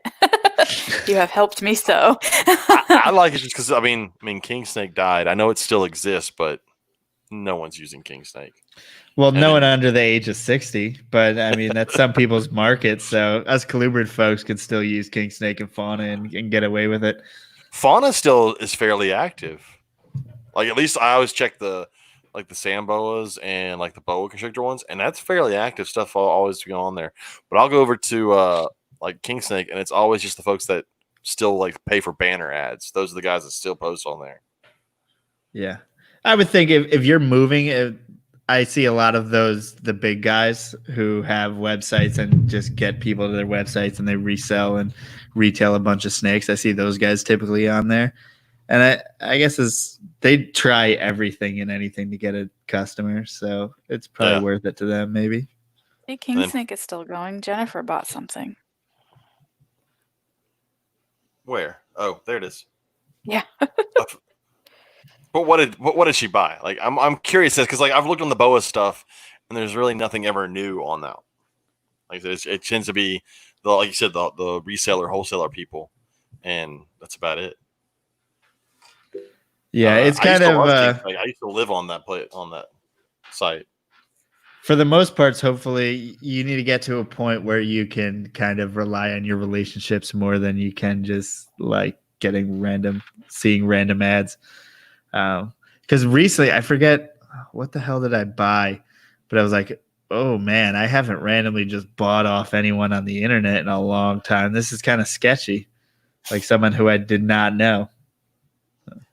She bought a female lavender anaconda hognose. That's cool and probably very pretty. It's a colubrid. Colubrid folks are on King Snake. Although those are kind of the hip investor colubrids these days, so or like the cutesy like pet tuber colubrids. Wait, what was that again, Joe? The cutesy Sound like a little like horse. Oh my goodness. You know the like show off my hognose collection pet tuber. Sorrel just got into hog noses. So Yeah, he's is he a pet tuber? No, he's not. No. He's just buying the high end stuff. Trying. Yeah. I don't know what exactly his end goal is, but we'll I be would breeding imagine to hog make- noses. It's imagine to breed Eventually. hog noses would be the end goal. Yeah, I mean, like, I don't know, like, what look he's going for or anything. Take over like the that. world. Look, well, the two things keep me from. I'm talking about before. One is the shit. I can't deal with shit, and I have gotten a little bit more nervous about the venom in a hog nose, just Yeah. because I've seen what it can do, and I'm like, I get that most people won't have that happen, but that is kind of scary. I saw April get bit by a beak snake. Yep. She was fine, so I'm not worried anymore. Yeah, I'm good. they're It perfectly actually fine. it was sore to the touch for a good couple of days. It's an interesting experience. Yeah. Yeah. So that's why it's like, yeah, don't inject anything into your body that, That's a good rule of thumb. it's really a good rule of thumb. And that really goes to any type of venoms, whether rear fanged or not, regardless, Or drugs, either way. or intravenous, most things. Most. That's so funny. That was your lesson for the whole podcast. The 2.5 hours. If you haven't learned anything, it's don't inject things into your body. Yeah. It's pretty fair. And now a little rainbow goes across the screen. After more school you special. The more you know. So if you guys want to find me, Port City Pet on Facebook, Instagram, all that stuff. Blah, blah, blah. Yes, don't self-envenomate either, Ryan. He's becoming immune to those retics. Yeah, it seems like a real person who lives in the woods of Kentucky thing to do, though. So do you, boo-boo. Drink bourbon and self-envenomate. That does seem right up his alley. Yeah. So Port City Pet, all that good stuff. Whatever, you know where to find me. Thank you guys so much for listening. Go check out Reptile Gumbo podcast. And thank you, James and April, for hanging out. Bye. Thanks. Thank you. Bye. Bye.